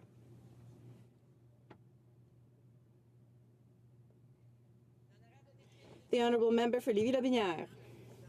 Madam Speaker, if I drive my car at 150 kilometers an hour in a school zone, I lose my driver's license and my car. A charitable donation does not minimize my crime and return my privileges to me. The Conflict of Interest Act requires that I declare my assets within 60 days of being appointed. The Minister of Finance still had not done that after 760 days. I feel for the Parliamentary Secretary who is stuck defending the indefensible. When will the Minister of Finance disclose what he has in his other numbered companies, and why is he untouchable? The Honourable Parliamentary Secretary. Thank you, Madam Speaker. We are not defending the indefensible. The Minister of Finance has always respected the laws and the rules and has acted according to the Ethics Commissioner's directives. This is a government that's done more for Canadians that need it most, which the Conservatives never managed to do in 10 years in power. They were so concentrated on giving tax breaks to the wealthiest and neglecting the middle class. For Vancouver Kingsway. Last week, the NDP proposed a very sensible plan.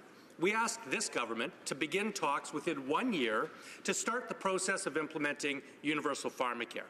Unfortunately, Liberals joined with Conservatives and defeated our motion. But what just happened at the meeting of health ministers? The provinces forced the federal government to add it to the agenda. Madam Speaker, doctors, nurses, health professionals, policy experts, the business community, and the public, and now the provinces, all want universal pharmacare as soon as possible. Why don't the Liberals? The Honourable Parliamentary Secretary to the Minister of Justice. Madam Speaker, Canadians pay too much for prescription drugs, and our government is taking bold action now in partnership with our provincial and territorial partners to bring those prices down. We have joined the provinces and territories as a member of the Pan-Canadian Pharmaceutical Alliance, which negotiates lower drug prices on behalf of public drug plans. And through Budget 2017, we have invested over $140 million to help improve access to pharmaceuticals and to support innovations within the healthcare systems. These are the actions, Madam Speaker, that will save Canadians money as we continue to work with the provinces and territories to make prescription drugs more affordable and accessible for all Canadians. The Honourable Member for Hamilton Mountain. Madam Speaker, everyone knows our bankruptcy legislation is failing to protect Canadian workers. It's why the Liberals promised to fix the legislation in opposition and why the Prime Minister promised to protect workers during the election. But since they've done nothing but help wealthy corporations. Today it's Sears workers and pensioners, but tomorrow it could be workers at another company. If the Liberals are serious about working for the middle class, they must protect our workers and retirees. So it's simple.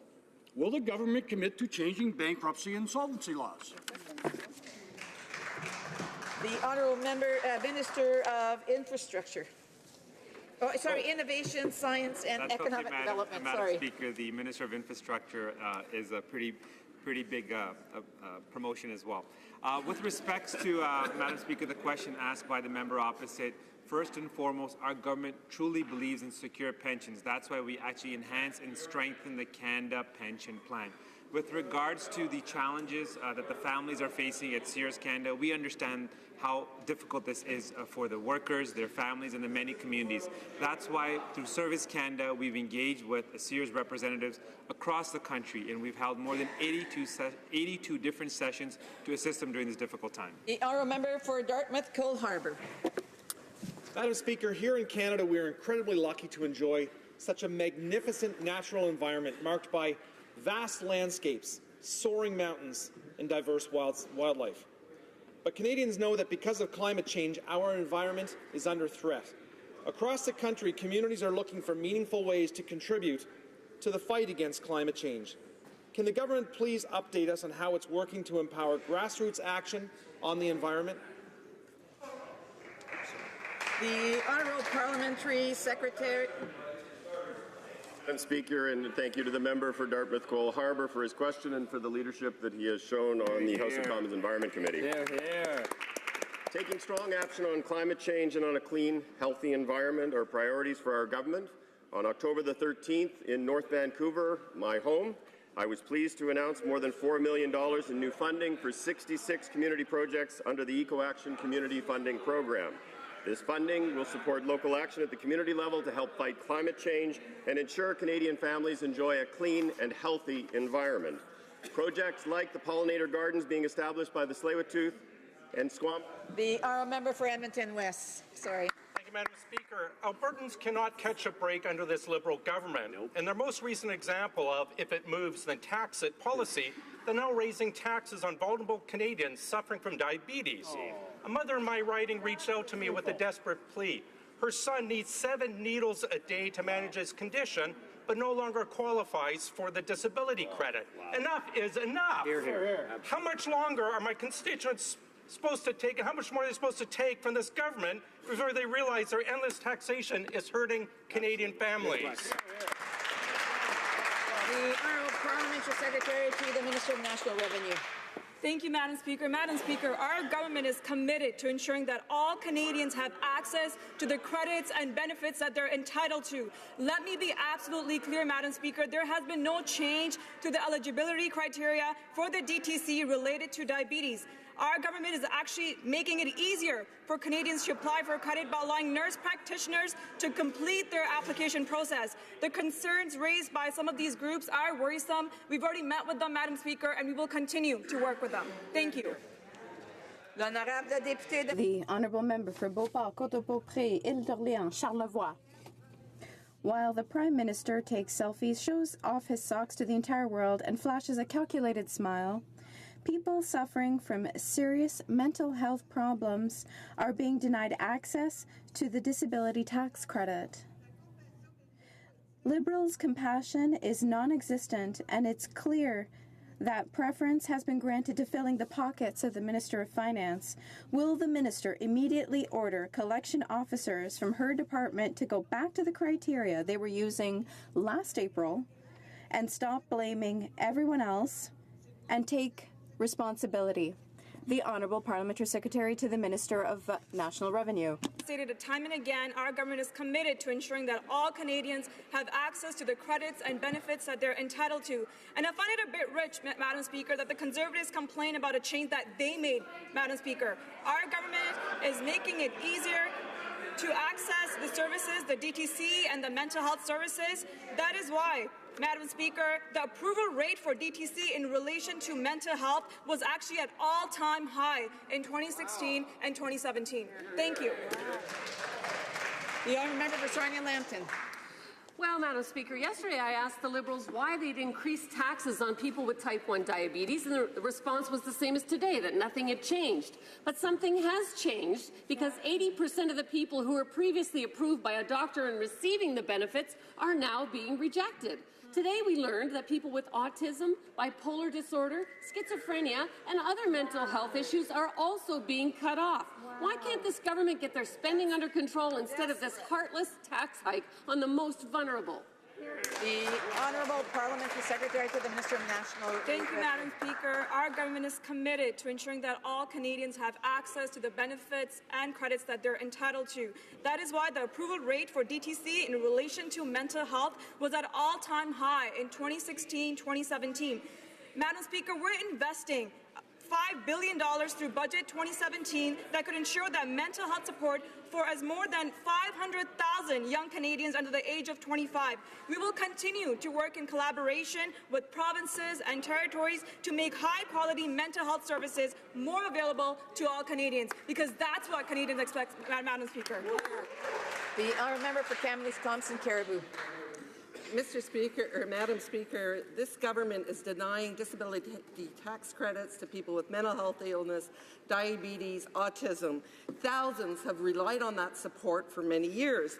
Someone reviewing paperwork in Ottawa has no business overturning physician and nurse practitioner decisions when they've made clinical examinations.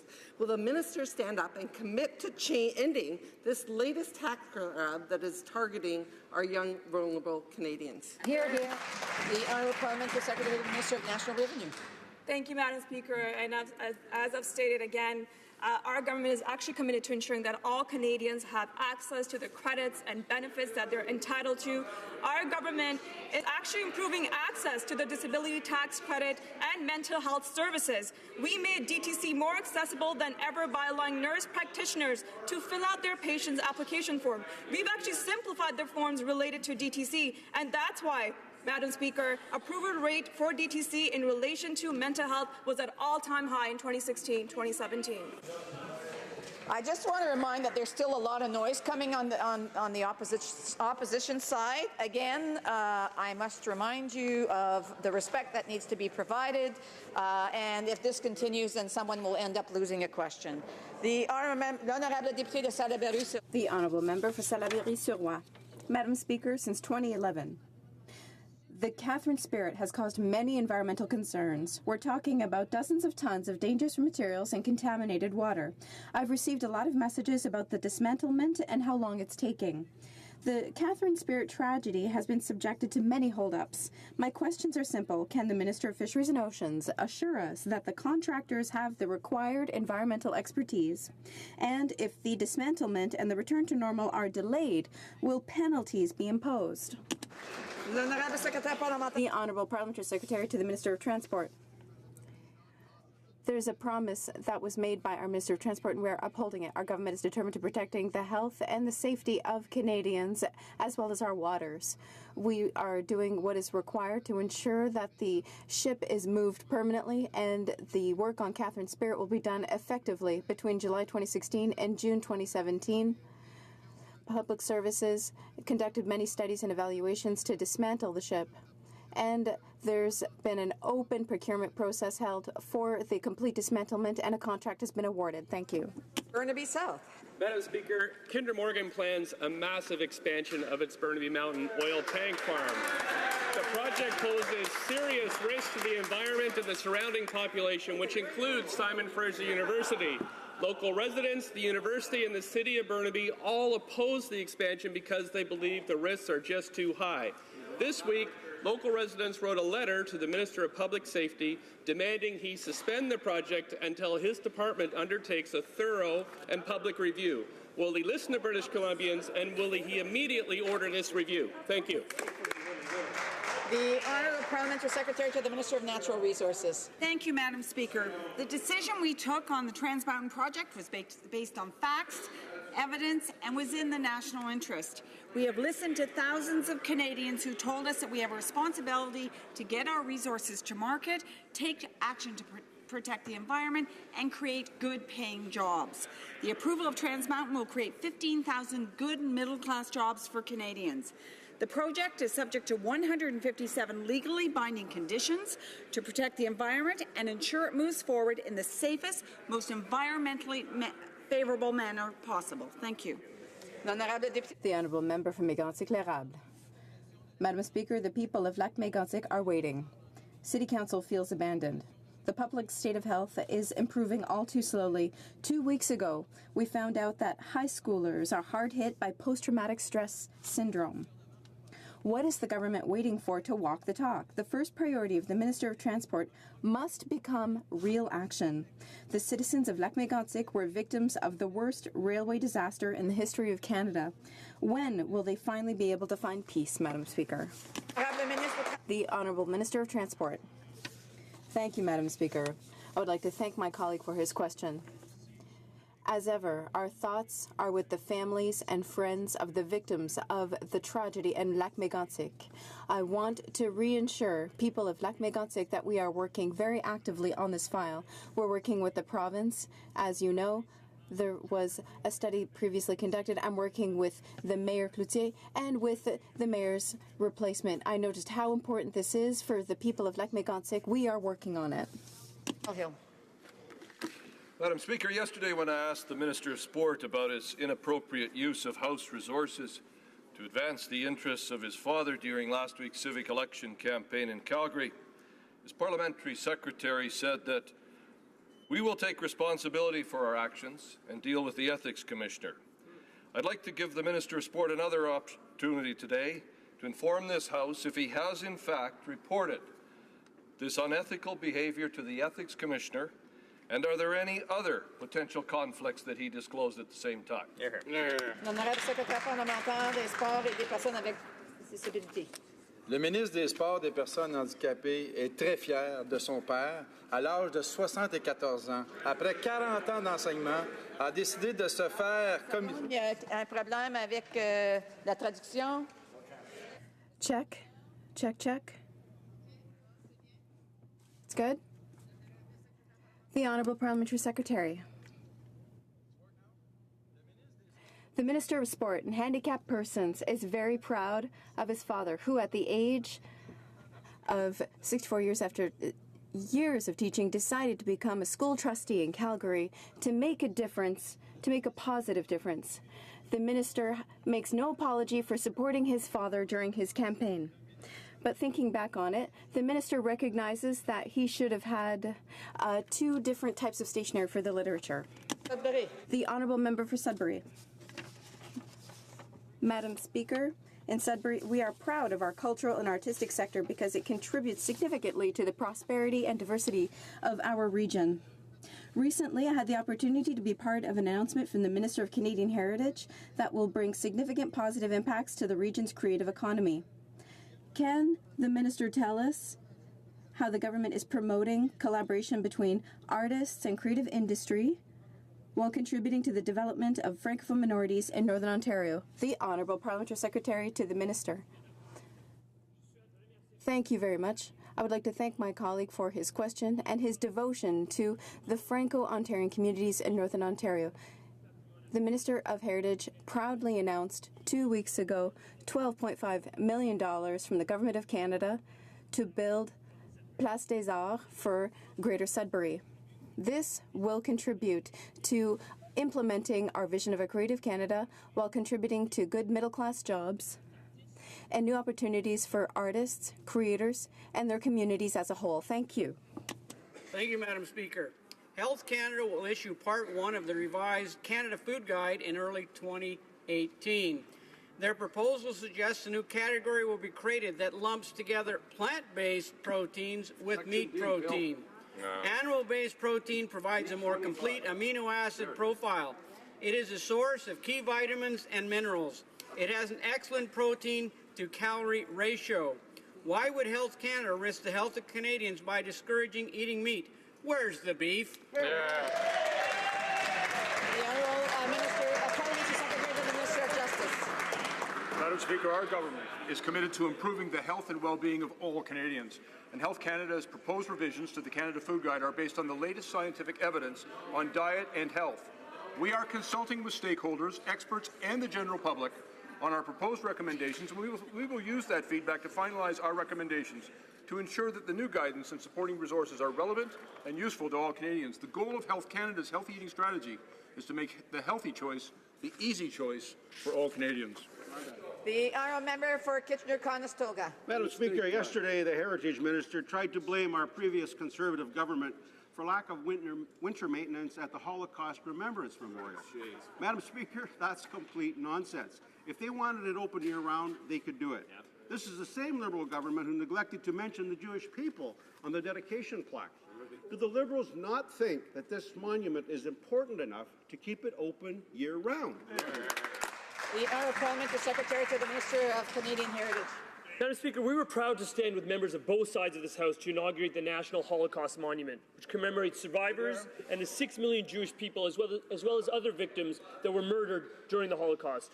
We're also proud to stand in solidarity with the fight against anti-Semitism and all forms of racism. Our government is committing to building a more inclusive society, Madam Speaker. The National Capital Commission, which is an independent Crown corporation, is responsible for the day-to-day operations and management, the maintenance and the safety of the monument. Thank you very much. The honourable member for Markham Thornhill. Madame la Présidente, Madam Speaker, Canadians with an unprecedented level of transparency in political fundraising. This bill would require the public to be notified of fundraisers that cost more than $200 to attend and involve cabinet, leaders of opposition parties, and leadership contestants. It would also require that parties publish who attended these fundraisers. Est-ce que le secrétaire parlementaire can the Parliamentary Secretary to the Minister of Democratic Institutions inform the House of progress made on Bill C-50? Honorable Secrétaire parlementaire. Honorable Parliamentary Secretary. Member for Markham Thornhill for a question. Bill C-50 was reported back from committee to the House this week, and I want to thank the members of the Procedure and House Affairs Committee for their hard work and sound advice. Canadians want greater transparency in how their political leaders fundraise, so it was very disappointing that all opposition members voted against C-50 at committee. It was also disappointing that the leader of this official opposition has not responded to my letter from several weeks ago, inviting him and his party to proactively adopt the transparency measures of C-50 like the Liberal Party has. Our government is committed to providing this transparency, and we look forward to working with all parliamentarians to secure the passage. Honourable Member for Charlebourg-Osnay-Charles. Madam Speaker, the Minister recently met his American counterparts to discuss illegal border crossings. Our border officers tell us that they don't have the resources to monitor everyone once they are on Canadian soil. Many of these individuals have disappeared and no longer report to Canadian authorities. We ask again, will the Minister ask the American government to close the loophole in the Safe Third Country Agreement between Canada and the U.S.? The Honourable Parliamentary Secretary to the Minister of Immigration and Refugees. Madam Speaker, this Safe Third Country Agreement allows Canada and the United States to work together when it comes to processing asylum requests. This is based on a recognized principle by which people must ask for asylum in the first safe country they arrive in. A representative from the United Nations announced that it would be irresponsible to withdraw from the agreement. And the Americans continue to meet the criteria of this agreement, and we will continue to maintain it. The Honourable Member from Mirabel. Thank you, Madam Speaker. It's a peculiar situation to make decisions as a minister when they profit from them. It's like the time of Paul Martin, but it's not serious, we're told, because he'll make a charitable donation to make up for it. He's been caught with both hands in the cookie jar, and he'll toss out a handful if we look elsewhere. For every decision that the Minister of Finance has made, I would ask him to tell us for every single time how much money he got out of it. The Honourable Parliamentary Secretary to the Minister of Finance. Madam Speaker, for every decision that the Minister made, there has always been in place a screen to prevent conflict of interest. That was the recommendation of the conflict of interest as soon as he was appointed.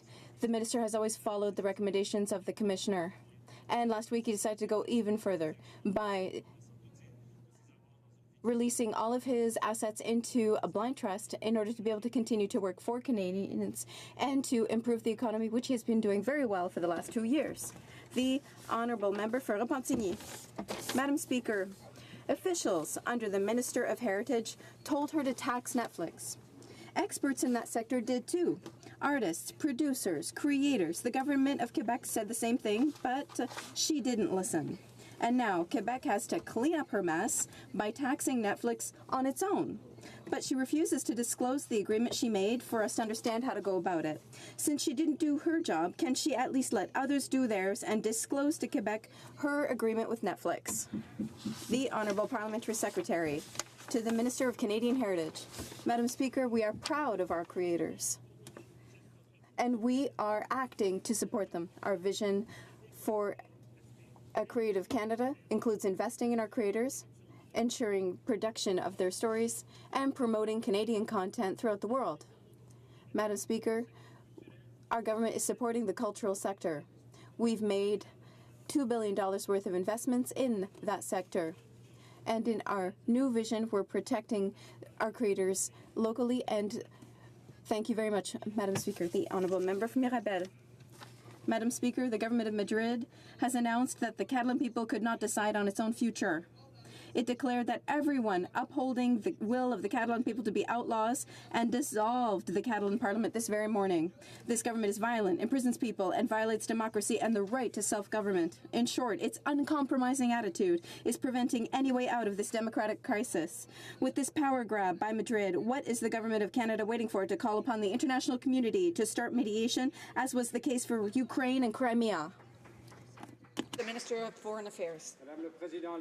Madam Speaker, Canada considers its relationship with Spain to be very important. The situation of Catalan remains an internal file for Spain. The relationship between Spain and Catalans is going to be resolved by following their own constitutional framework. Its decisions must be taken within its own legal framework. Given that situation, Canada recognizes that Spain is united. Thank you, Madam Speaker. Thank you, Madam Speaker. My question is for the Minister of Crown, Indigenous Relations and Northern Affairs. While visiting communities in my riding, many constituents expressed concerns about Nunavut's outdated power plants. More than half of Nunavut's power plants have exceeded their operational lifespan, putting communities at high risk.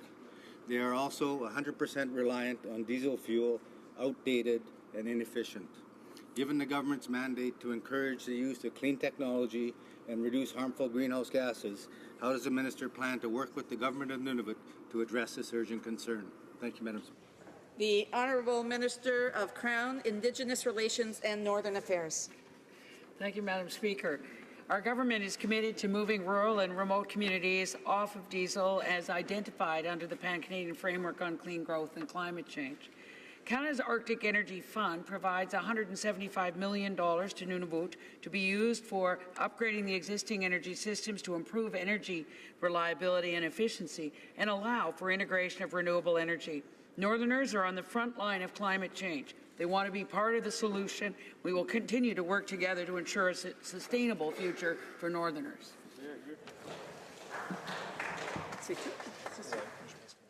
Does the Honourable Member for Sarnia-Lambton have a point of order? Yes, Madam Speaker. I have a letter proving the Liberals made changes to the disability tax credit, and I'd like to seek unanimous consent to table it in the House.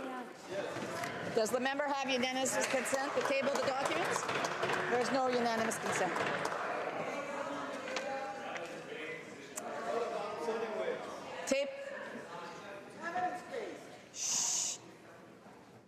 Tabling of documents. Introductions of government bills.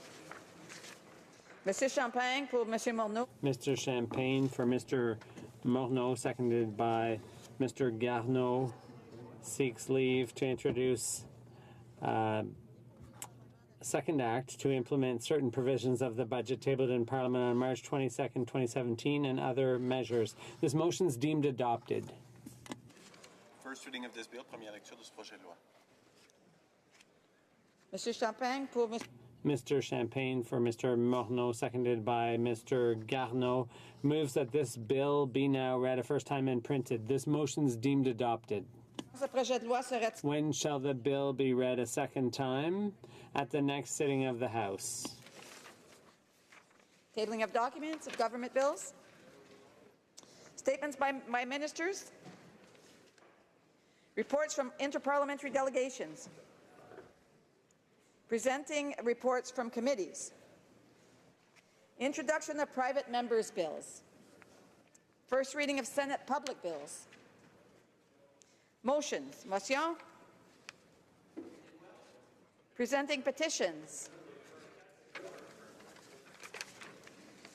The Honourable Member for Haliburton, Kawatha, Lakes Brock. Madam Speaker, thank you very much. I'm proud to stand and present this petition from residents in my riding requesting the House of Commons to specifically identify hospice palliative care as a defined medical service covered under the Canada Health Act so that provincial and territorial governments will be entitled to funds under the Canada Health Transfer System to be used to provide accessible and available hospice palliative care for all residents of Canada in their respective provinces and territories. Presenting petitions, présentation de pétitions. Questions on the order paper. The Honourable Parliamentary Secretary to the Minister of Justice and Attorney General of Canada and to the Minister of Health. Madam Speaker, I ask that all questions be allowed to stand. Agreed? Agreed.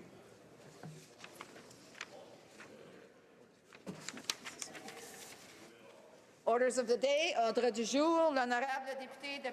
The honourable member for Belleuil-Chambly. Orders of the day. Government orders, government bills, comments, resuming debate at third reading stage of Bill C-46, an act to amend the criminal code, offences relating to conveyances, and to make consequential amendments to other acts.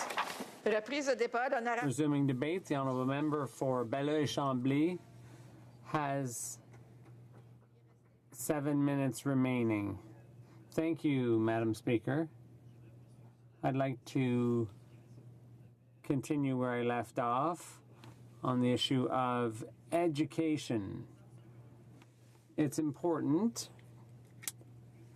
to recognize, at risk of repeating myself, to the importance of recognizing the fact that the Liberals have to work with the provinces and territories to make sure they have the resources they need and the plans in place for outreach and education, not just when it comes to using drugs, but also when it comes to drug-impaired driving. But let's move on to something else for a moment, Madam Speaker. Before I go any further, I think it's important to recognize, so important to recognize, despite the fact that certain comments were made this morning in connection with this debate, which virtually insinuated the opposite. All members, regardless of their political stripes, we all agree that impaired driving, whether it's impaired by alcohol or drugs, that's a scourge. It's a scourge we want to eradicate. There's no doubt about that. I think it's like illness. This scourge does not discriminate. Everybody's been affected by it. Everybody's been affected by the tragic mistake a person makes when they drive impaired. And that's important to recognize because we may disagree about how to go about dealing with this problem, but we all agree that we need to do something to make our roads safer. With this bill is this notion of the mandatory stops and testing, and that's something that came up during the Public Safety Committee hearings on a private member's bill that was tabled by a Conservative member, which sought to do something quite similar. Insofar as the issue here is nothing in life is random, particularly and unfortunately when in some of the work that's done in policing. And so if we're calling on for random mandatory testing, the odds increase exponentially of things like profiling, like people of a specific socioeconomic background being targeted. And that for us as New Democrats is something that we cannot accept. And it's something that I know our leader, Jagmeet Singh, considers is extremely important. It was something that was central to the work that he did in his leadership campaign, but also the work that he now wants to do as leader of the Democratic Party. And something that, as he has said much more eloquently than I could say in this place, he himself, as a person of color, has been victim of. And so I think when we look at the laws that we put in place to ensure public safety, it always needs to be done in a way that ensures that we're not going to be unfairly discriminating against certain populations. And that's not something, certain segments of the population, and that's not something, Madam Speaker, that I'm just pulling out of a hat. That's something that was shared with us by experts at the Public Safety Committee, not specifically on the study of this bill, even though that comment has been raised about this bill by different members of civil society, notably the Canadian Civil Liberties Association and others. It's something that was raised when other bills were tabled, both both from private members, but also even when bills were being discussed in the previous parliament, government bills from the then Conservative government. And so, Madam Speaker, I think when we take this approach, we have to make sure that we're not increasing the risk of a problem that, let's face it, already exists, and that's the problem of racial profiling. So that's one concern that we have, Madam Speaker. L'autre préoccupation que nous avons, c'est la question. Our other concern is the issue of the quantity of THC or the concentration of THC to constitute an offense. The bill says virtually nothing about that, and it's very worrisome because how do you know if a person's committed an offense, a criminal offense, unless you have a specific level prescribed by law? That's very worrisome, Madam Speaker. Look at the American examples. States where marijuana has been legalized, and you can see that the approach varies. For example, in Colorado and Washington, a level was set. I forget what the precise number was, but blood concentration level was set out specifically in the definition of the criminal offense. In another state in the U.S., Colorado, I believe it was, they decided to leave it more open and do the same kind of standard field test, field sobriety test that they do for drunk drivers. The problem when you have no set level is exacerbated when you consider the lack of police training. And I don't mean to insult our men and women in uniform. They themselves have said this. And this brings me back to the point that the Liberals have really failed to plan things properly. They've decided in principle that marijuana should be legalized, but that requires a lot of planning. They need to work with the police. It seems to me that's obvious. Obviously, extra training was going to be needed. For example, just to recognize whether a person is driving while under the influence of drugs. And, of course, there'd have to be some training on what the field tests would be, what kind of standard field sobriety test. And that's all the more important when there's no set level in the legislation, no measurable set limit. And a Conservative member asked a question earlier and mentioned that in some big cities there are municipal police forces. In Quebec and Ontario, there are provincial police forces, the OPP in Ontario and the SQ in Quebec. And what we see there, and of course there are major city police forces too, and then there's the RCMP in other areas. So there's a whole lot of different police forces at work here, and they may all have different policies and practices. There's a lot of stakeholders involved, a lot of people around the table who might have something to say, and they've all said that there's a lot of work that needs doing, and that hasn't been done yet. Brought up in committee is the importance of that training and the importance of training police officers to be able to recognize the symptoms and use these technologies. As I was saying, it goes in two directions. First of all, it's obviously essential for public safety so that they can do their jobs properly. That obviously goes without saying, in order to properly identify people who are driving under the influence, but also being able to properly not only convict these people, but also knowing, of course, who isn't driving under the influence or who hasn't reached the legal limit of what they're allowed to either drink or smoke, depending which substance you're dealing with. And so that's also, so it's not only a question of public safety, it's also a question of protecting Canadians' rights and ensuring that, which police officers obviously are willing to do and require the proper training to do it, as they mentioned themselves in committee, the representatives of the chiefs of police, most notably. And Madam Speaker, the issue of training also extends to, as I mentioned, to the technology that's used. Because let's face it, when we hear the experts And when we look at different jurisdictions throughout the world, the jury is still out as to the efficacy of certain tools that can be used to measure, in particular when it comes to marijuana, to measure someone's physical state after consuming marijuana. One great example of that is the fact that, as we heard in committee and as has been mentioned in other platforms, in other spaces over the course of this debate, both here in the House and throughout civil society, is this issue of how long traces of marijuana can be found in someone's system.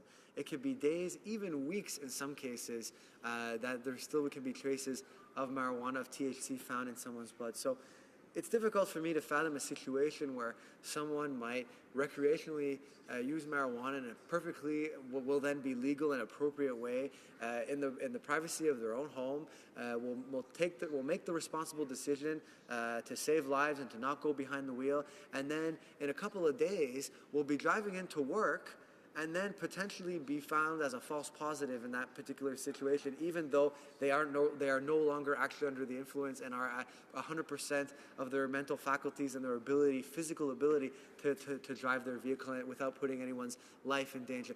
That's extremely problematic, Madam Speaker, in particular when you connect that with obviously some of the issues and concerns we have with regards to certain types of profiling that might happen with these random mandatory tests. And so that's certainly something that we're extremely concerned about. Madame la Présidente, j'ai entendu And Madam Speaker, I heard the Justice Minister raise this point this morning. She said that there would be a rigorous examination of all the different technologies and the police would participate in that review. The problem is that this is all happening very quickly without enough consultation. And that means that we're very concerned actually about how effective this technology actually is. One good example of that would be this. For example, oral fluids.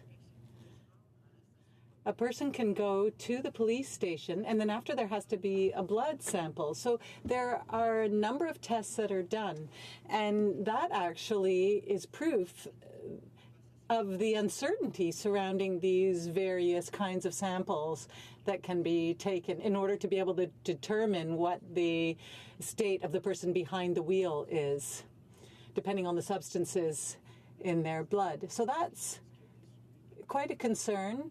It's a section that was raised by many experts, and the issue still hasn't been clarified. As I said in English, there's a direct connection between that and profiling. You see, if you stop someone who did consume something beforehand, and if that is a responsible citizen,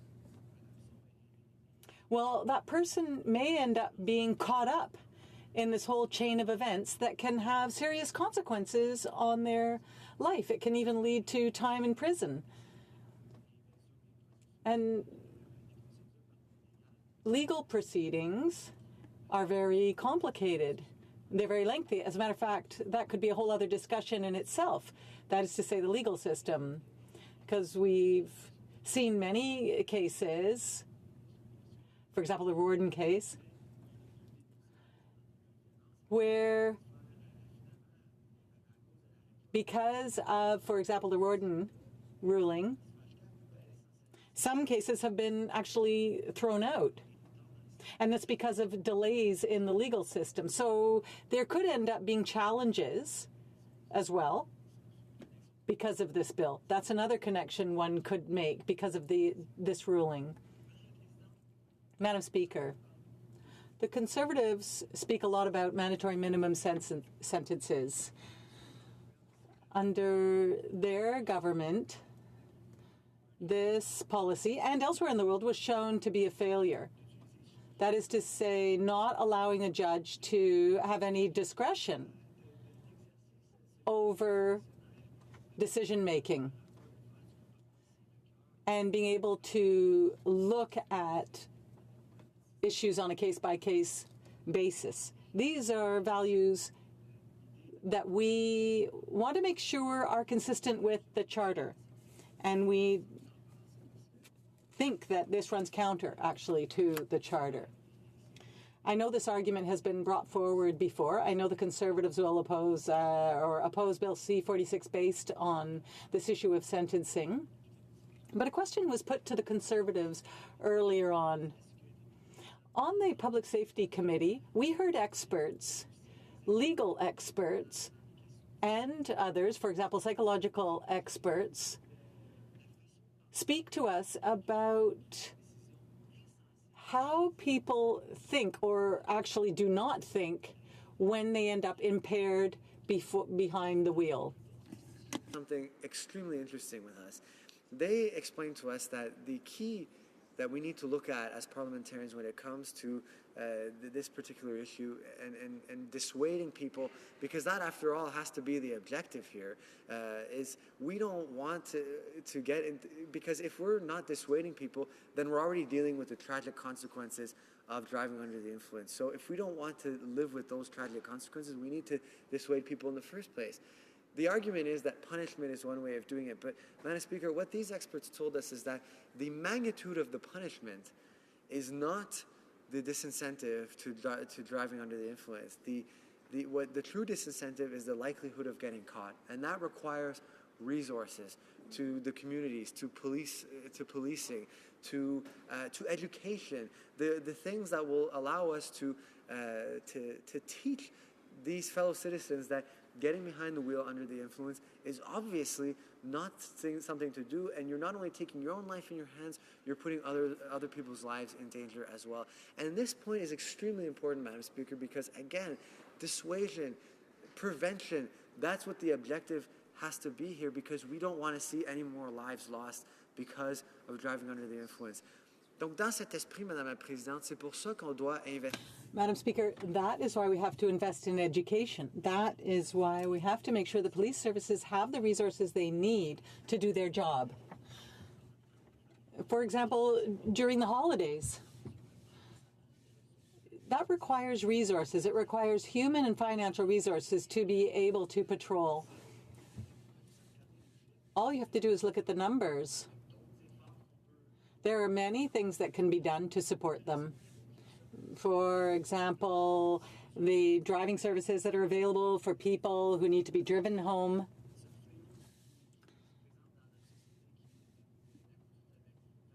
And there are many things we can do to deal with impaired driving. We will oppose Bill C-46 for the reasons I explained, because of the risks of profiling, because we feel these technologies are unreliable to truly measure the level of THC in someone's blood, and because, speaking of THC, the lack of clear number of what the level of THC in someone's blood has to be in order to consider this a criminal offense. But let me be clear, that does not take away from the fact that no matter which party we may be in, we all agree that this is an alarming situation that needs to be dealt with.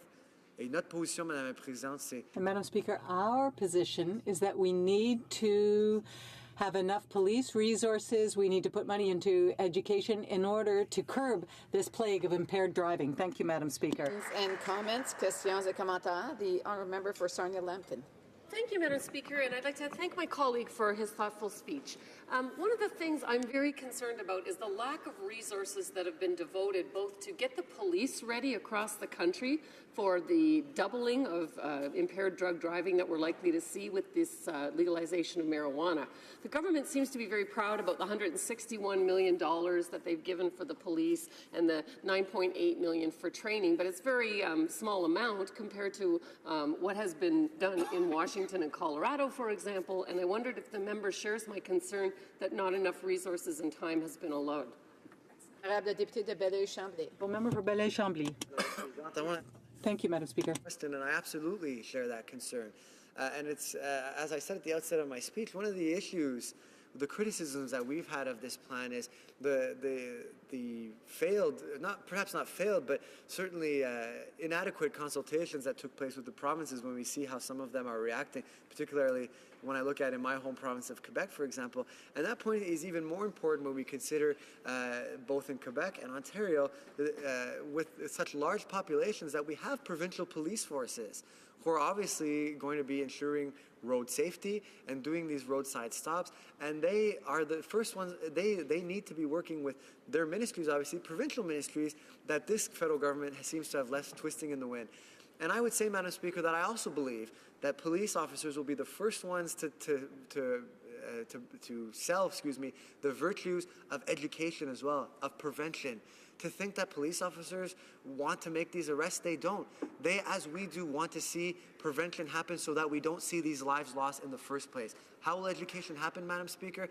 It's hard to say right now, and certainly the provinces will bear a big load of that burden, which is part of the failings the Liberal government has had on this front, despite our support of, more broadly speaking, of legalization. The honourable member. Thank you, Madam Speaker, and I'd like to thank my colleague from Chambly for having spoken about the numerous flaws in Bill C-46. The Liberals want this passed quickly before July 1st. But they're putting the cart before the horse. Those flaws include the lack of resources being put into prevention. Marijuana is consumed between the ages of is the most highly consumed substance between the ages of 16 and 25.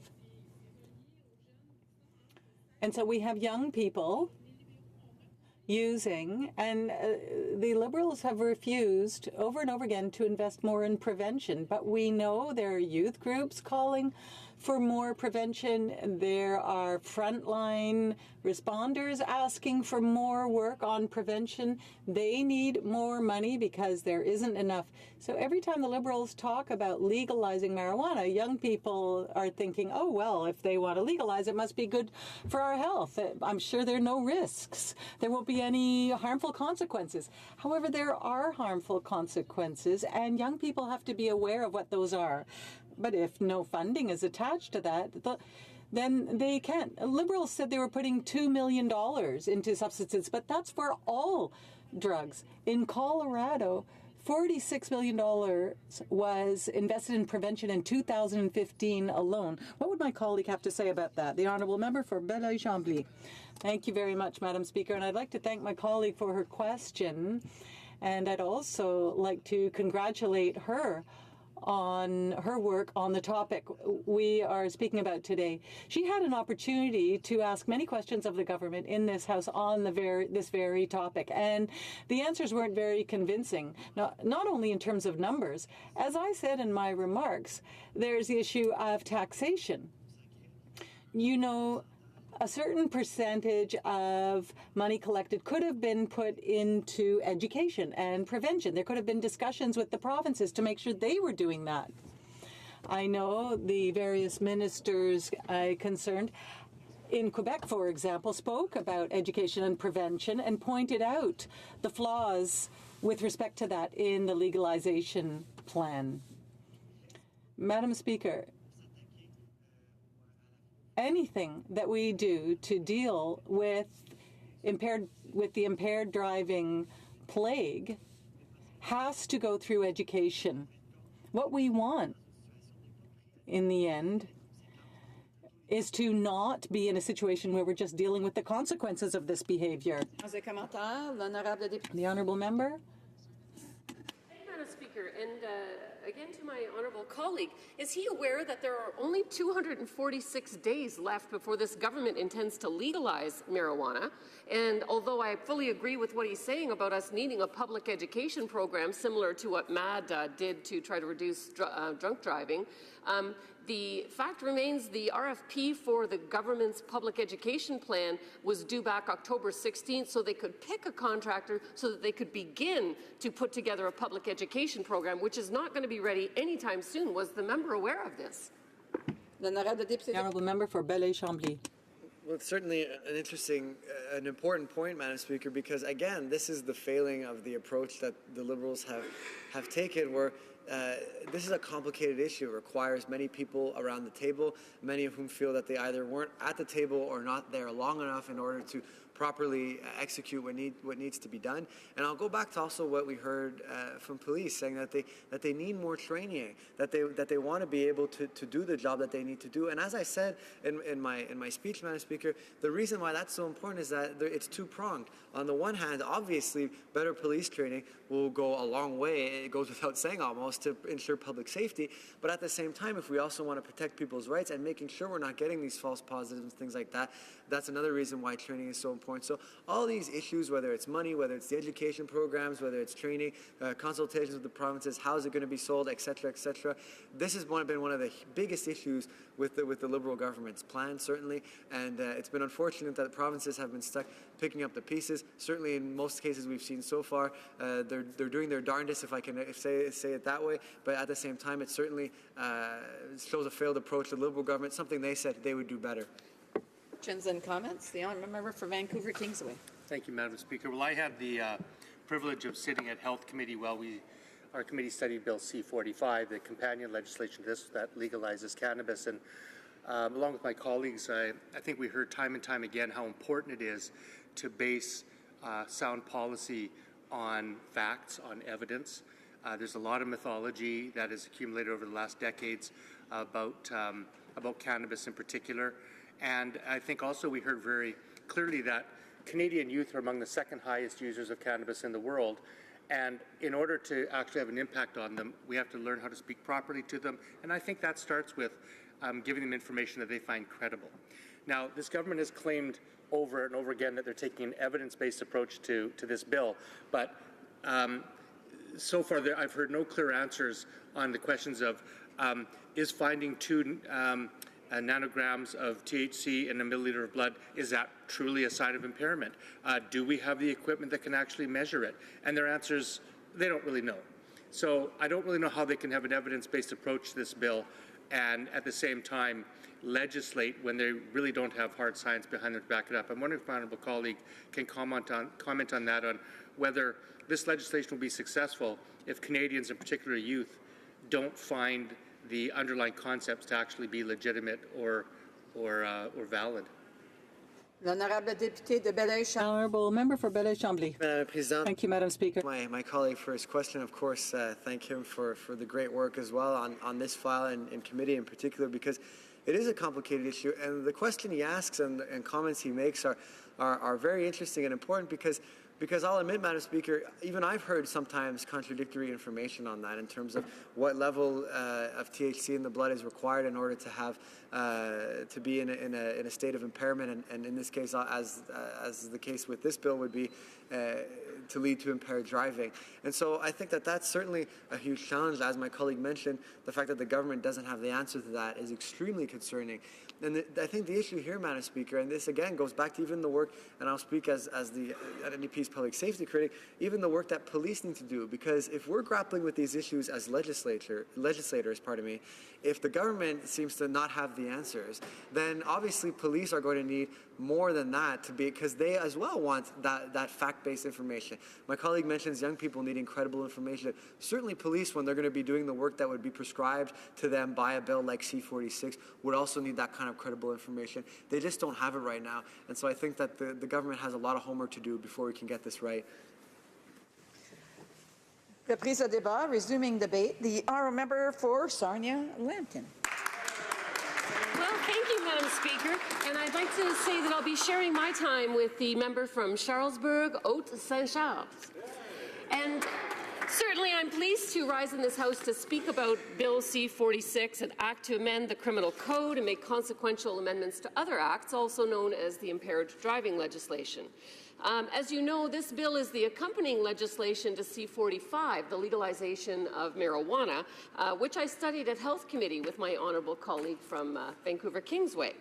And so this particular bill, C-46, is seeking to create new and higher mandatory fines and maximum penalties for impaired driving, as well as to authorize mandatory roadside screening for alcohol. Well, I'm in favor of taking a strong stance against impaired driving, but there is so much wrong in this bill that I'm not sure I can cover all of what's wrong in just 10 minutes, but I'll give it a try. First of all, I said many times in this House, and I'll say it every single day, there's only 246 days left until the government intends to pick this arbitrary date and legalize marijuana. The provinces, the police, and the municipalities have been clear they're not ready. When this legislation finishes in this House, which will take some time, it needs to go then to the Senate. And if the Senate amends it, it will come back to this House. And when it's finally finalized, that's when the provinces can have certainty about their legislation that needs to line up to this legislation. And when the province's legislation is finished, that's when the municipalities can have their legislation to line up to the provincial legislation to line up to the federal legislation. And it's at the municipal level that many concerns have been expressed about this bill, because it's the local police that are going to have to address, the impaired drug driving issue. Now, we already have a big problem with impaired driving. We have, right now, 16% of traffic fatalities are related to alcohol-impaired driving. 24% are related to drug-impaired driving, of which the most frequent kind is marijuana. And then there's another 18% that's a combination of the two. Now, if we take a look at other jurisdictions that have legalized marijuana, all of them saw an increase. In Washington state, their fatalities from drug-impaired driving from marijuana doubled. In Colorado, it increased by 32%. And so there's going to be a lot more of these impaired things to deal with. And with that in mind, it's extremely troubling that there's no test for impairment. This government always talks about being fact and evidence-based and taking a science-based approach. Well, here's what the science can do. Today, the science can detect THC in the saliva. The science can detect THC in the blood. But there is no research or correlation that says whether or not that relates to impairment. There's a number of factors that are at play. For example, someone who is on medicinal marijuana that may be taking a huge dosage on a long-term basis may always have THC show up, but may be so used to it in their system that they are not impaired, in fact. There are other people who may have experienced secondhand smoke, for example, that may have THC show up in their blood, but they are also not impaired. And so this legislation, by coming ahead of the science that we would need to have a test where you could actually say one way or the other if somebody was impaired from marijuana, is just irresponsible. The training that's required for police officers, the drug recognition training that we would need. The police have said they'll probably need about 2,000 of those types across the country. Right now we've got 600. So to train 1,400 people, this is not just a one-day training. This training requires multiple sessions, and a lot of those sessions happen in the United States. And you can appreciate that the United States training sessions are all booked up because of all the states that are legalizing marijuana. So for that reason, in the next 246 days, I find it really hard to believe that we're going to have the 1,400 police officers trained to the level that they need to be trained in order to do the job. Municipalities testified to us at Health Committee and talked about the lack of resources and the lack of understanding on the part of the Liberal government of what rural reality is. One municipality testified that they've got 9 RCMP total to cover everything in a very wide-spaced riding. And so if there's somebody that's impaired and suspected of being impaired from marijuana, that RCMP agent would have to accompany that person to the next jurisdiction where the only available blood testing would be available and stay with them until the results are known. And so they're considering this to be a huge burden on their resourcing, and of course that has not been taken into account. Every one of the places that has legalized marijuana has strongly advised Canada that one of the learnings that they had was you need to do the public awareness and education before you legalize. And that was not disputed by anyone. We know that the amount of money that was spent was about $10 million in Colorado for a population of 5 million. We know it was $7 million that was spent in Washington for a population of 7 million. But in Canada, this government has pledged $9.8 million over 5 years for a population that's north of 30 million. So it's completely inadequate, and certainly they haven't even started to roll it out. There's 246 days left, and the Public Education Awareness RFP just came in with the bids on October 16th of this year. And so the program hasn't been created, the program is not being rolled out, and it was a key advice from everybody we heard from that you have to have that in place before you legalize. So you would think the government would do the responsible thing to do, protect public safety, and say, look, when we get all of these things in place, then we'll legalize. But no, they're rushing ahead towards this July 1st, 2018 arbitrary date. So, one of the other topics of discussion that I find a little bit hypocritical in this bill is the mandatory and random testing.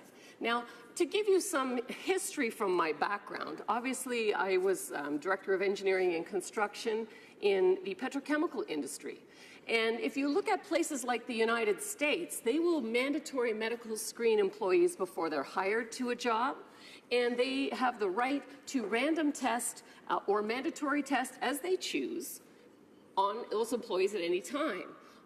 When I was with Dow Chemical, I had an office in Midland, Michigan, and when I went there, I was subjected to random tests because that's the law of the land there. And so there's a real concern, obviously, when you have plants that have dangerous nature, like nuclear plants or chemical plants or petrochemical facilities, where you don't want to have people that are high on marijuana operating those facilities. Then because the employer has the whole liability, they ought to have the ability to do something. But in Anne McClellan's report on marijuana and how the government should move forward with legalization, they did include a section on this because they did hear testimony from the employers across the country that this was of concern. And yet there were only a couple of lines in their report with recommendations, and the Liberal government refused to adopt any of this. So I think it's quite hypocritical that they could say, well, we need to have mandatory testing or be able to have random testing because it's dangerous to drive a car, and not say the same thing for operating a nuclear plant or operating a chemical plant or perhaps driving a huge train. We had the Railway Association here this week, and of course I'm the co-chair of Parliamentary Rail, and they're extremely concerned that they've not been allowed to implement any kind of random testing. Now, there are some promising precedents. There was a TTC case where the courts did allow them, because of the prevalence of drug use, to start random testing. And there was another case, just one recently by Suncor, which allowed that kind of testing. But I think we have to be consistent in our approach. So if I see that it's okay for doing roadside mandatory testing or random testing, then it ought, in fact, to be done as well. That's assuming, of course, that we ever come with a test that can actually show impairment, which I've already talked about, the fact that we don't have that. So what else I would say is that when we think about the impaired drug driving, the message has not gotten out there, especially to the young people. In the 18 to 35 demographic, 40% are consuming cannabis. They do not recognize that it's harmful to them. They don't understand that 30% of them that use it under the age of 25 will come with schizophrenia, psychotic disorders, depression, or anxiety, which are lifetime conditions. And they certainly don't understand that it's hazardous to get behind the wheel of a car when you've been smoking marijuana. And so I have a huge concern with this bill for that reason, and I urge the government to do the right thing, protect the Canadian public, do it right, don't do it fast, quit rushing, and wait until the test exists. Thank you, Madam Speaker.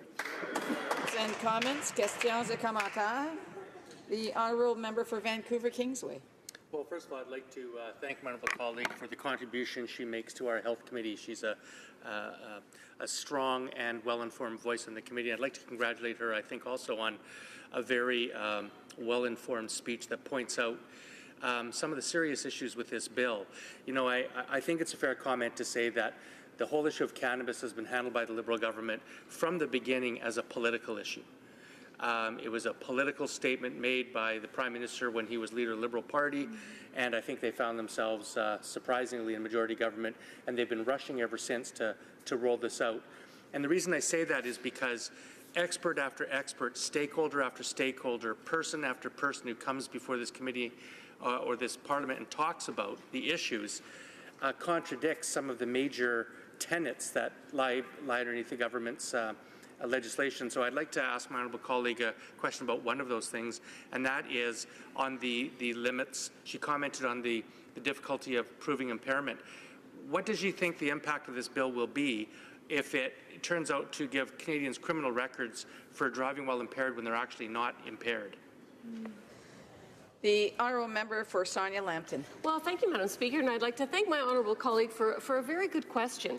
You know, there will be people legitimately that will be charged under this legislation if they set a per se limit. Now, if you don't know what impairment level is, it might be logical to set a per se limit of 0, which some jurisdictions have done. Colorado arbitrarily set 0.05, that's fine. But if you're a medicinal marijuana user, and there are a lot of people across the country that are using medicinal marijuana to address epilepsy, to address sleep disorders, to address chronic pain issues, and those people will have THC in their system. They would test positive, they would be charged with impaired because their levels will be relatively high depending on the consumption that they have. Those are examples of folks then that would have a criminal record when they don't actually deserve to have that criminal record. And the same point could be made for those with secondhand smoke. And so I do think that there will be a lot of court challenges, not only because there's no science to say what impairment is, but there will be a lot of people that are actually not impaired that will be charged. And this will tie up our courts at a time when murderers and sex offenders are going free because we don't have enough judges because the Justice Minister has not appointed them. Thank you, Madam Speaker. Questions and comments? Questions et commentaires? The honourable member for Beaches, East York, is it? Thanks very much, Madam Speaker. I thank my colleague for her speech and would note that I'm welcoming one of her constituents, my father-in-law, up for lunch shortly. I would sympathize with some of the comments of the members, particularly with respect to medicinal cannabis patients and the extra burden on our criminal justice system. I would note, though, when the member cautions against proceeding quickly with cannabis legalization, Colorado and other jurisdictions certainly moved faster than we are. I think we are actually taking our time and proceeding with some caution. I would also wonder what the member might say to the fact that over 43% of Canadians self-report using cannabis in their lifetimes. That's self-report, so the number is obviously higher. People are already on the roads impaired from cannabis use, and we don't have any regulations in place to deal with that. And so perhaps these are not the appropriate regulations, but does she not view that as a concern? And is this not a better approach? Some regulation, perhaps not perfect regulation, but some regulation rather than a complete and total absence. The honourable member for Sarnia Lambton. Well, thank you, Madam Speaker, and I thank the member opposite for that question. He is quite right that 43% of Canadians will say in their lifetime they've tried cannabis, but another great statistic is that currently 88% of Canadians do not use marijuana. Okay? And those are the Canadians that are going to get these unintended consequences from the rush. So whether you're on the side of, you should legalize or you shouldn't legalize, the real thing is how do we protect the public? How do we protect the children? And how do we do this in a sensible way? And so why is the Liberal government rushing with the 246 days left? It's because of that voting demographic, the 18 to 35-year-olds, of which 40% use marijuana. That's the biggest voting demographic. This government had a campaign promise that they were going to get legalized on it. They've been 2 years in the making here. In 2 years, they've done nothing on the public education. They've done nothing to prepare this public for the increase in impaired drug driving that will be seen. And so I would just encourage the member opposite to encourage his caucus to slow down because they've had 2 years and they're not prepared. Here, here. Reprise de débat, resuming debate. L'honorable député de Charles. The honourable member for Charlebourg-Haute-Saint-Charles. Thank you, Madam Speaker. I rise today to speak to Bill C-46, an act to amend the Criminal Code and to make consequential amendments to other acts. I would like to start by explaining just how deficient this bill is. When I read it, it raised many questions and had few answers. So many questions and few answers, just like the situation of the Minister of Finance and Morneau Chappelle. The bill was the subject of a great deal of enthusiasm, but there's not enough detail. This bill lacks logical details. Did the minister really take the time to read this bill before tabling it? No one in this place doubts the competency of the minister and staff, but there's something wrong here. If the minister had presented this text to say that the bill was still being drafted and was ready to welcome our ideas to make it better, I would have said it's a good idea, we'll work together, but that's not what happened. The Liberal government is not at all interested in hearing our amendments or ideas or from other opposition parties. In fact, you can witness the way that Liberals rarely answer the most basic questions.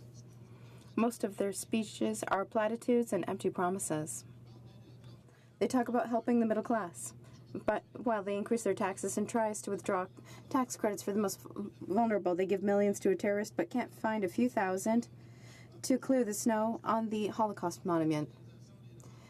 They want to legalize drugs knowing that the provinces are going to pay the bill. When it comes to the provinces, this is nothing new for the Liberals. Not so long ago, the Liberals had reduced the federal financial contribution for health care. They cut the contribution in order to balance the federal budget. At the time, the federal contribution to the provinces was almost 50%, and the Liberals reduced it to 14%. According to a Romanov study, which made them go back on their decision. At the time, they bragged that their Minister of Finance was the best financial manager in the G7. But one does not have to be a very good manager to send the bill to somebody else, like the provinces. And it's the same situation as this one, Bill C-46, which will legalize marijuana. When it comes to the bill, we know that there's a lot of details that are missing, and the government needs to look at it more seriously. 2 years ago, we said that the Prime Minister was just not ready to govern. 2 years later, we have proof that he's still not ready.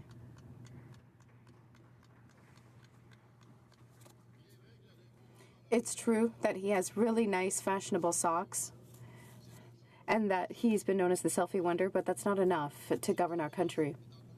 The Prime Minister is surrounded by MPs who seem to have memory problems. For example, his Minister of Finance did not remember that was the owner of a villa in France that was worth millions of dollars. And furthermore, a member who represents Peterborough, Kawartha, could not remember where they were born. The former Minister of Defense no longer remembered his role in Kandahar. That's just the beginning. 2 years ago, the Prime Minister declared that his government was going to have a very small, tiny $10 billion deficit, and where are we now? We see that the Prime Minister didn't remember his promise because his government is spending as though there was no tomorrow and the country's debt continues to grow. This bill that we have today gives us another example of the lack of preparation and the lack of seriousness from the Liberals. First of all, what he's proposing is far from a complete bill. Once again, Mr. Speaker, the text forces us to ask questions that the government cannot answer. When I read it, I asked, how is it possible that the minister decided to go forward with a bill in its current form? Madam Speaker, now, we've heard the testimony of many witnesses, and I can tell you that their comments are not taken into account in this bill. For example, minimum fines for driving when driving under the influence causes harm or death are extremely low. This does not show a good balance between civilian rights and public safety. As Canadians, it's true that we have laws, but we have to act responsibly. Having a driver's license is a privilege. It is not a right. We need to send a clear message that one person dying because of somebody driving under the influence is extremely serious. Through efforts implemented by every level of government and groups like Mothers Against Drunk Driving to educate the public about the consequences of driving a car under the influence, we see now that we have a government that is implementing a bill without taking the safety of Canadians seriously, and it makes no sense. Throughout their history, it's clear that the Liberals have always been concerned for the rights of criminals rather than for those who respect the law. Recently, we saw this Liberal government give $10 million to a terrorist. The Liberals, did the tribunals order the Liberals to do this? No, but they did it anyway. Was the terrorist expecting money? I doubt it. But the message of the Trudeau government is that crime pays. That's what we have learned from it. Did the Prime Minister really think about making that decision?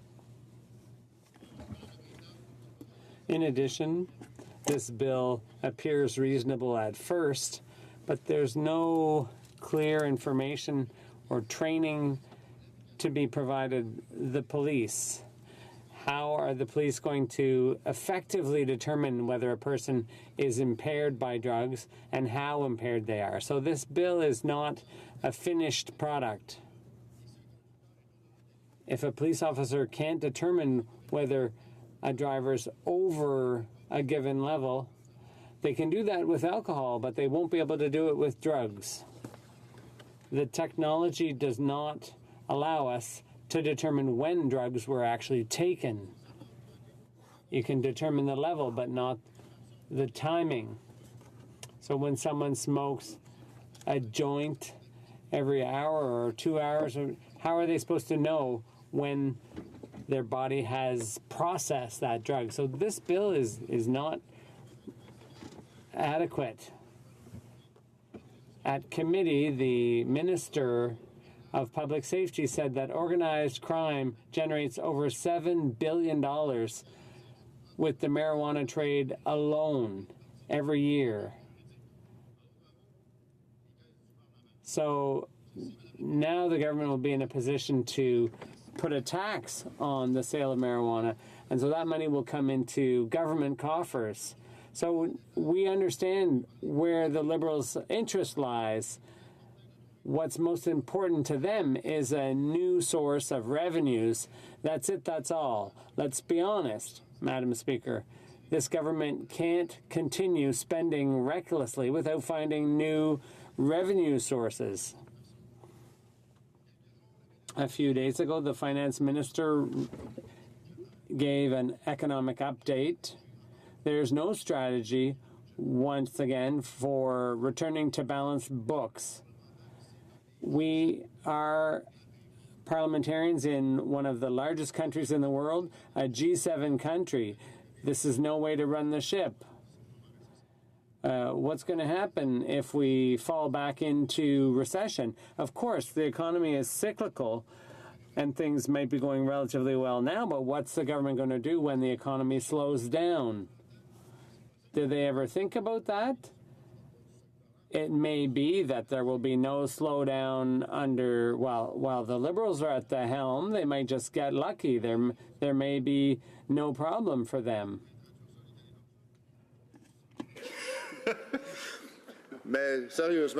But seriously, Madam Speaker, maybe they think it's going to be someone else's problem after them. But they have a duty to govern with diligence and discipline, and we're not sure the Prime Minister understands the importance of his role. We know that he likes photo ops and grandstanding at the UN, but for the rest, it's not so clear. Canadians have rights, but rights, the flip side of rights is responsibilities, and drivers have responsibilities. The Liberals are in a rush to pass C-45 and C-46 because they need money, they need revenue. But our police forces have repeatedly said that they're not ready, they're not prepared, they need to hire experts, they need to train officers on the use of new technologies. This cannot all be in place by July 1st. The police know it, we know it, and even the Liberals know it. Thank you, Madam Speaker. Questions and comments? The honourable member for Vancouver Kingsway. I'd like to thank my colleague for his speech. You know, one of the major concerns about this bill has to do with the ability of the police to randomly stop someone without any just cause and potentially to have that power misused. I know that our leader, Jagmeet Singh, has brought to the federal national stage the issue of racial profiling. And at our health committee, when we were studying the cannabis bill, We heard firsthand evidence from sociologists across this country and other experts about the disproportionate impact of criminalization on marginalized groups like racialized Canadians, young Canadians, Indigenous Canadians, poor Canadians. So I'm just wondering if my honourable colleague has any thoughts or concerns about this bill's provisions that may make it easier for police to randomly stop people without any just cause, and whether that power may be misused to target racialized, poor, Indigenous or otherwise marginalized Canadians.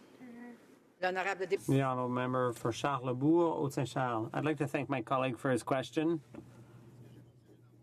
I covered that in my speech. There's a flagrant problem between managing public safety and civil rights. We're in a gray area here. The police officers are going to have to enforce new legislation, but with a lack of tools, a lack of clarity. And so once again, this is, and I'd like to thank my NDP colleague for his question, it's yet more evidence of why this bill is not at all ready to be implemented. Questions and comments? The honourable member for Mégantic-L'Érable. Thank you, Madam Speaker. I listened very carefully to my colleague's speech, and I'd like to commend his great experience. He's done a great job in this arena and has been doing so since he was made a minister in the shadow cabinet for public safety. And I think government colleagues should listen to what he's saying about how this is all being by the seat of the pants they're doing this, and that there's a lack of time to implement this properly. We're in favor of everything that can be done to reduce impaired driving, whether it's impaired by alcohol or drugs. But, Madam Speaker, with Bill C-45, that's not going to solve the problem. It's actually going to exacerbate the problem unless the necessary resources are provided the police. Does my colleague agree with that? The honourable member for Charlebourg, Haute-Saint-Charles. Thank you, Madam Speaker. I'd like to thank my colleague from Mégantic-L'Érable for his question. That question is further evidence that the government has no idea where it's going. There was a bill that came from the Senate on drug-impaired driving. It was all ready to go. It was complete and so on, and the government decided to vote it down. Here, we've got a completely seat-of-the-pants, bungled kind of piece of legislation, and the government wants to steamroll it through, no problem. So, yeah, there's another problem to deal with here, and that is government mismanagement. Questions and comments? Thank you, Madam Speaker, and thanks to our honourable colleague across the way.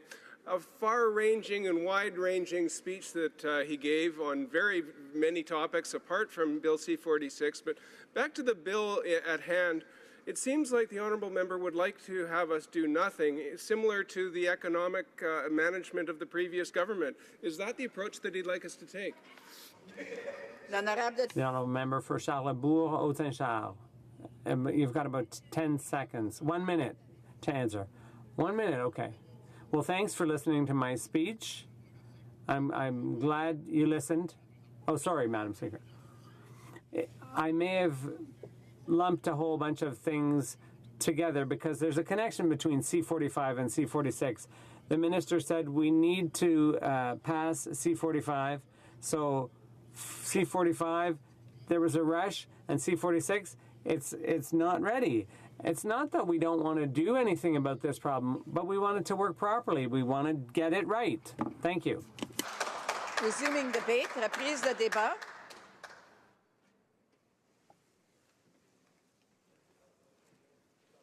La Chambre était prête. Is the House ready for the question?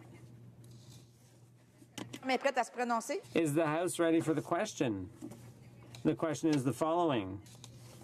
Ms. Wilson-Raybould, seconded by Mr. Baines, move that Bill C-46, an act to amend the Criminal Code, offences related to conveyances, and to make consequential amendments to other acts, as amended, be concurred in at report stage. Is it the pleasure of the House to adopt the motion? All those in favour of the motion will please say yea. Yay! All those opposed will please say nay. Nay! In my opinion, the nays have it.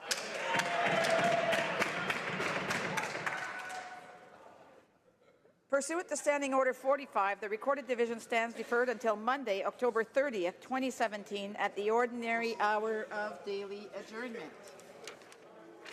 A point of order, l'honorable député de... The honourable member for Hull-Aylmer.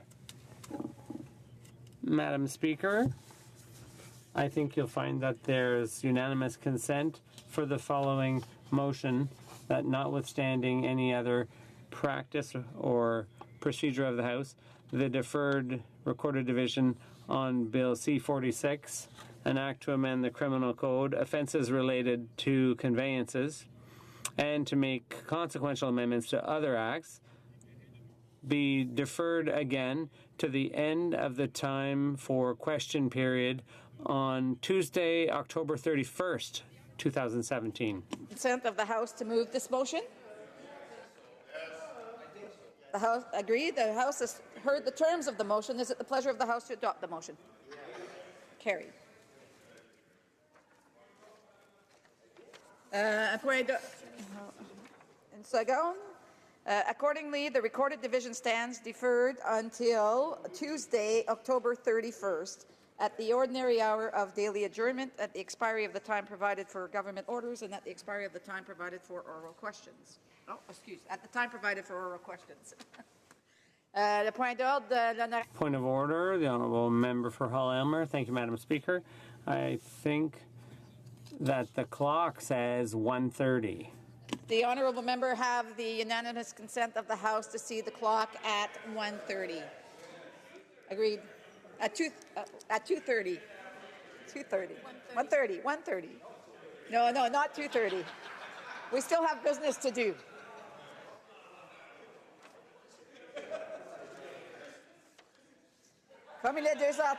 It being 2:30, the House will now proceed to the consideration of private members' business as listed on today's order paper. Orders of the day. Private members' business. Consideration at report stage of Bill S-211, National Sickle Cell Awareness Day Act, standing in the name of Mr. Fisher.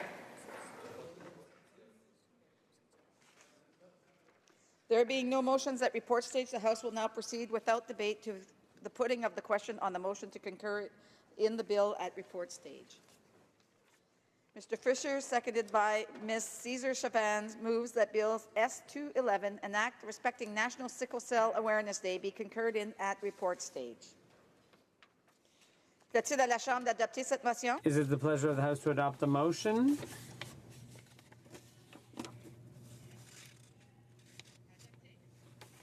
Carried. When shall the bill be read a third time? Now? Now. Troisième lecture et l'adoption du projet de loi. Third reading and passage of Bill S-211. Mr. Fisher, seconded by Ms. Cesar Chavez, moves that Bill S-211, an act respecting National Sickle Cell Awareness Day, be now read a third time and do pass. Debate. The honourable member for Dartmouth Cole Harbour. Thank you very much, Madam Speaker. I am proud to rise again today to speak to Bill S-211, an act respecting National Sickle Cell Awareness Day. Bill S-211 seeks to establish June 19th as National Sickle Cell Awareness Day, bringing Canada on the same level and in line with international organizations like the United Nations, African Union, and the World Health Organization, all which consider June 19th as World Sickle Cell Day. Bill S-211 has been wholeheartedly supported by all members in this House and all senators in the other place. But no person has championed Bill S-211 more than Senator Jane Cordy of my home riding, Dartmouth Cole Harbour. Senator Cordy is a strong advocate for Canadians and has brought the voices of those affected by sickle cell disease to Ottawa. Senator Cordy understands the strength of awareness. We have the ability in this House and in the other place to bring Canada-wide awareness to sickle cell disease. Senator Cordy was back in Nova Scotia last week, and during a speech at a sickle cell workshop, she said, and I quote, "My fervent hope is that when S211 passes, it will provide the opportunity for Canadians, and especially those at all levels of government, to learn about sickle cell. The more we know about an issue, the more power we have to make change. Whether that change is creating policies and laws or changing our understanding," end quote. So in the spirit of that quote, I'll do my best here to make sure that all members here in this House understand what sickle cell disease, also known as sickle cell anemia, is and what it means to be affected by it. Most folks out there, if you ask them, probably wouldn't know what sickle cell disease was.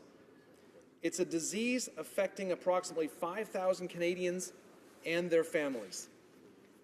The number of Canadians diagnosed with the disease continues to increase, and the Sickle Cell Association of Canada now estimates that 1 out of every 2,500 children will be born with this disease. Sickle cell is the most common genetic disease in the world. Sickle cell refers to the presence of abnormal hemoglobin resulting in crescent-shaped red blood cells. Unlike normal donut-shaped red blood cells, sickle cells struggle to move easily throughout the body's circulatory system and struggle to deliver oxygen to the organs. Sickle cells have a very limited lifespan compared to healthy red blood cells. The diseased sickle cells become stiff and break apart as they die, clogging the vessels and starving the body's ability to deliver oxygen to its organs.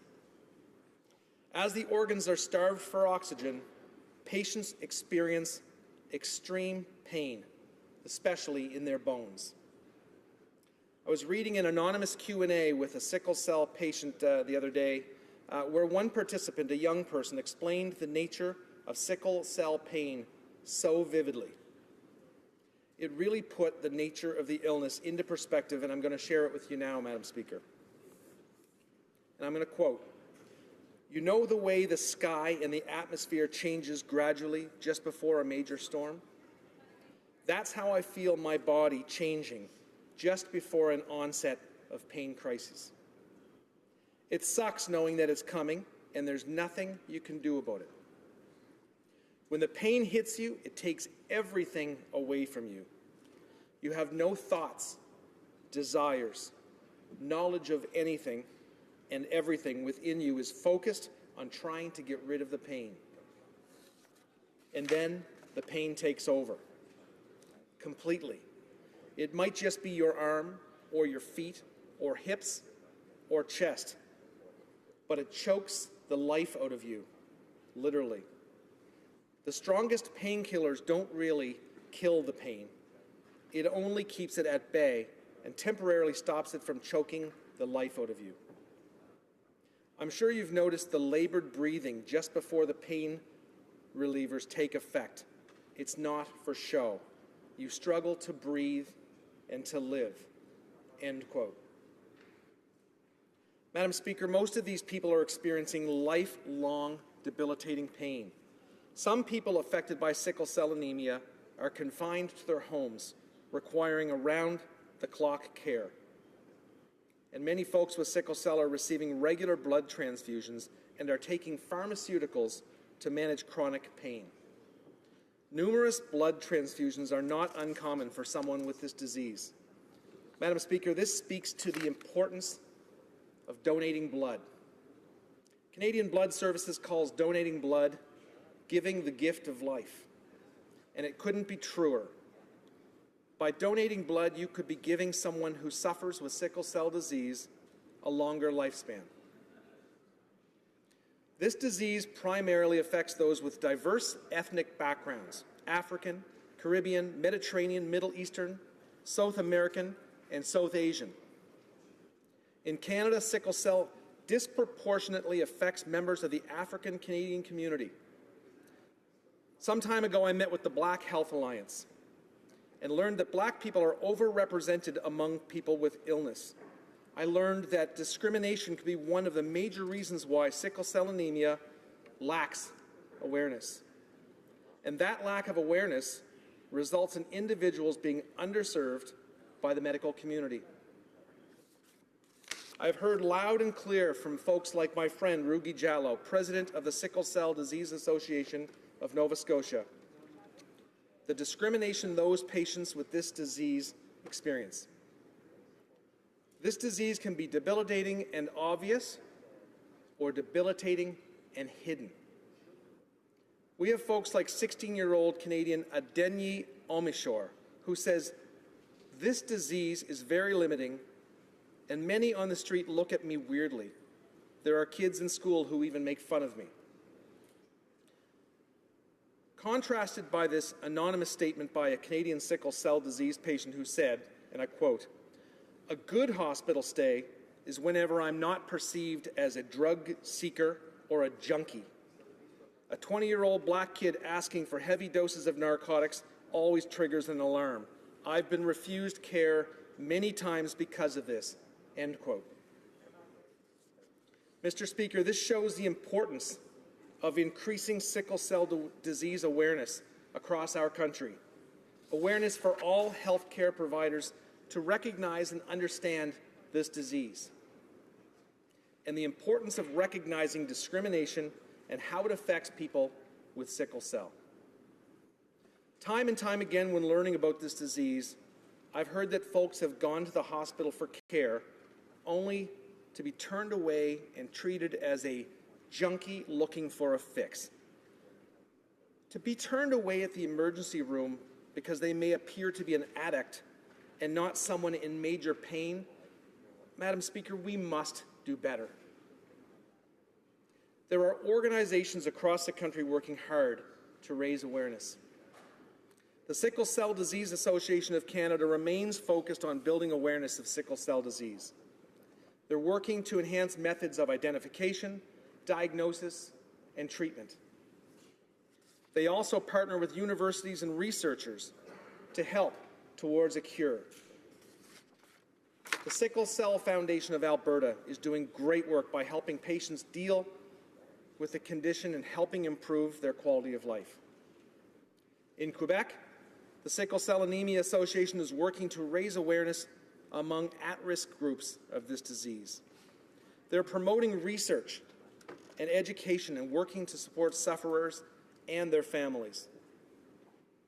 The Sickle Cell Association of British Columbia, led by Adobe McAllister, is working on an education handbook for sickle cell patients to help better inform them of treatments and to help handle their concerns. And the Sickle Cell Association of Ontario educated the community about sickle cell and aims to reduce the incidence of sickle cell within at-risk communities. Their initiative on poverty deserves recognition also, Madam Speaker, as chronic illness and poverty often go hand in hand. And as I mentioned, in my home province of Nova Scotia, the Sickle Cell Association of Nova Scotia, led by Rugi Jallo, is working hard to support individuals with sickle cell and their families financially and morally. I've met with this society and I was blown away by their incredible advocacy. I will admit that before our meeting, I knew very little about this disease. The Government of Canada recognizes the importance of rare disease research and has invested $92 million since 2010. Close to $1.3 million has been spent on sickle cell disease research. Yet there are still Canadians out there who are living undiagnosed with this disease. And many Canadians have no idea that they carry the sickle cell trait. Those who are hereditary carriers of the disease, who don't suffer any symptoms, their children, unfortunately, have a 50% chance of inheriting the sickle cell trait and a 25% chance of inheriting the disease. These are frightening statistics, and they speak to the importance of raising awareness. And I firmly believe that as a country, we can and will do better.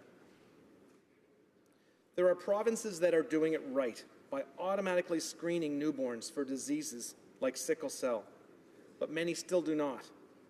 We have a nationwide patchwork of testing programs which are leaving Canadians with diseases like sickle cell undetected. Canadians are slipping through the cracks. Madam Speaker, this matters. If left untreated, sickle cell anemia not only leaves people with extreme pain, it can lead to organ damage, failure, and even death. If you leave here remembering one thing that you can share with your constituents today about sickle cell, I hope you'll remember the importance of screening.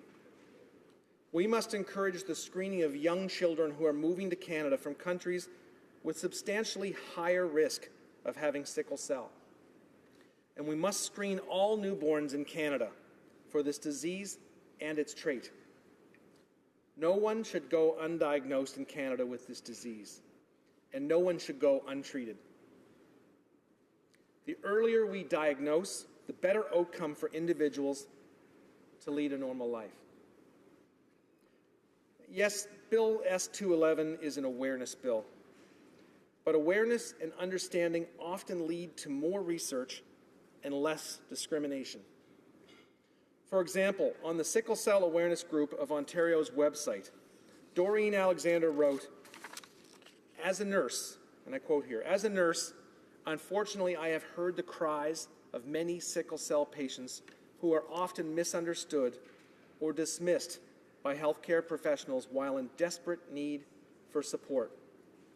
End quote. Greater awareness could lead to more understanding and better training across Canada for healthcare staff. The more people who know and understand this condition could mean better, more supportive healthcare. And stronger research matters to sufferers of sickle cell disease.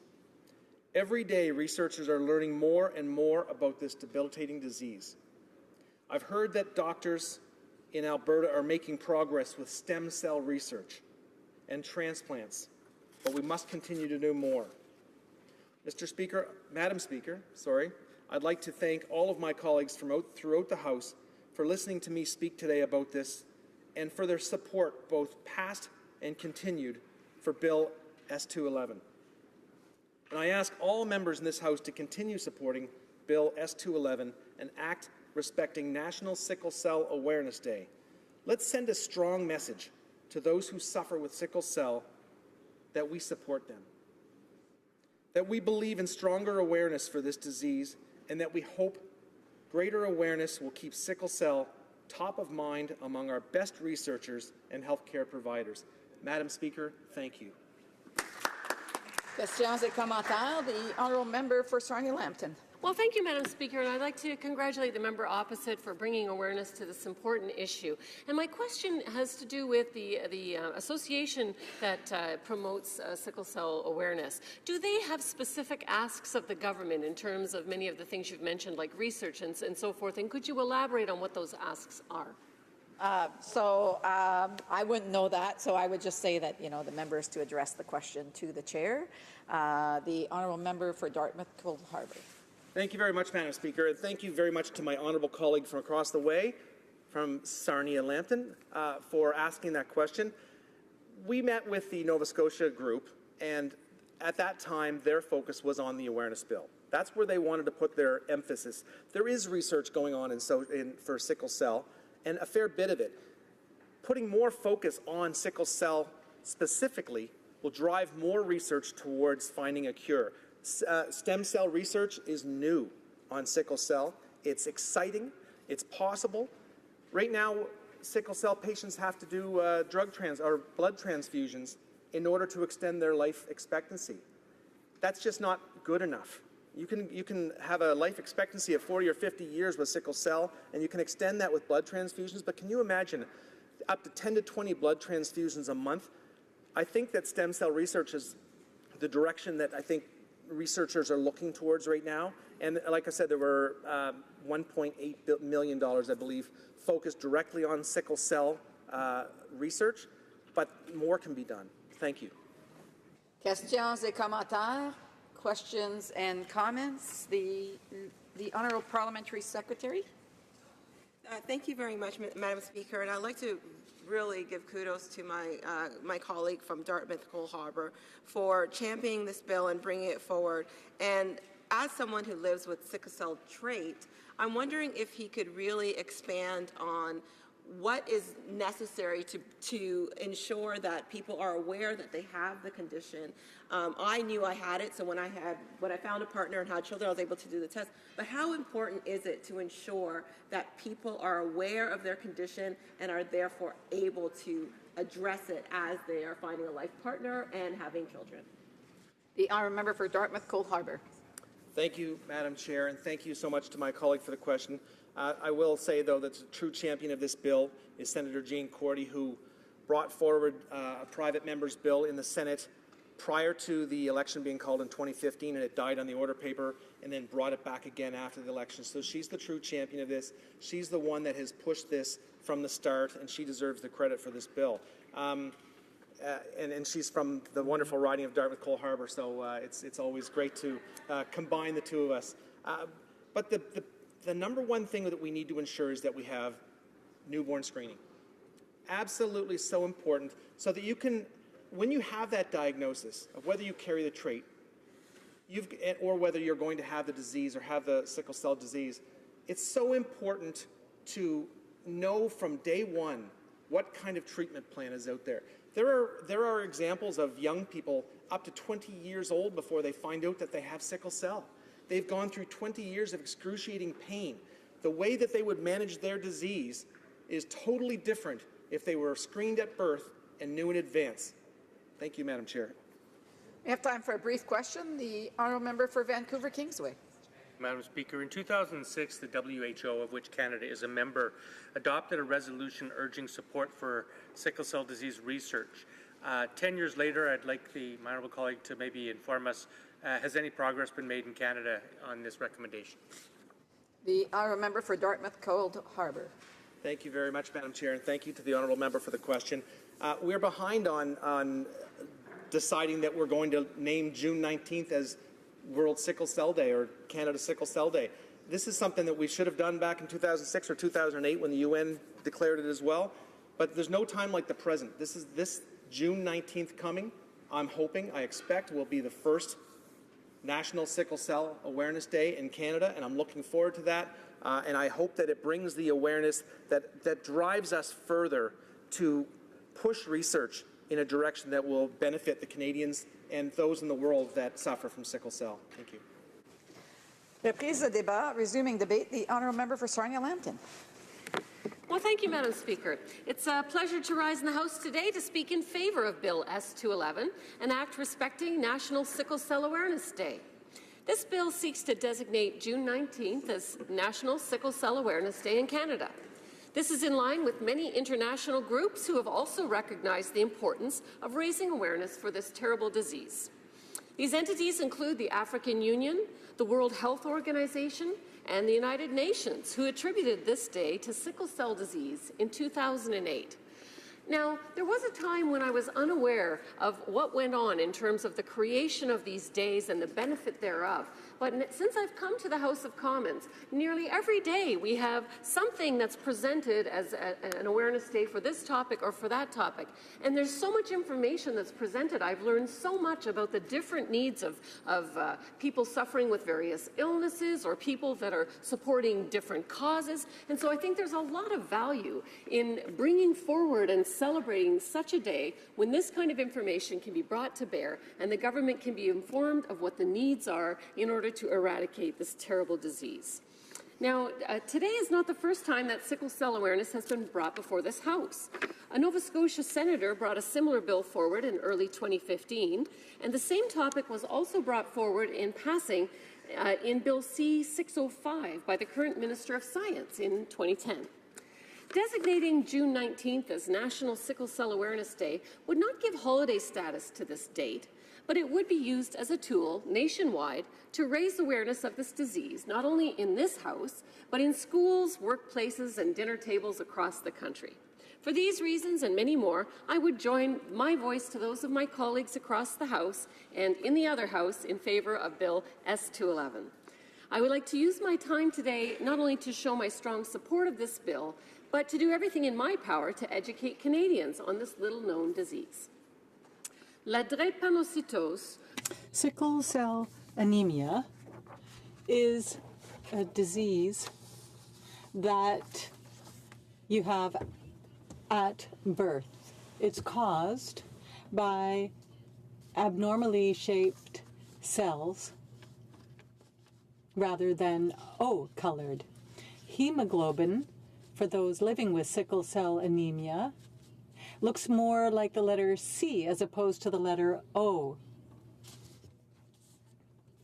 It almost looks like a tool that is used for agriculture, like a scythe. Hemoglobin is responsible for transporting oxygen and is essential to the functioning of vital organs. When you have sickle cell anemia, your red blood cells end up causing blockages in veins. Regular red blood cells can live up to 120 days, but sickle cells can only last up to 20 days. This rapid deterioration of cells often leads to anemia. Registry in Canada, it's estimated that approximately 5,000 Canadians live with sickle cell disease today. In the United States, the number is close to 100,000. Worldwide, sickle cell disease affects almost 100 million people. However, many Canadians do not know the symptoms, effects, or treatments related to this painful disease. Sickle cell disease causes complications in two ways. First, the breakdown of red blood cells at a rapid rate, and second, by the blockage of blood flow in vessels. Both of these problems can cause immense pain, especially in the bones.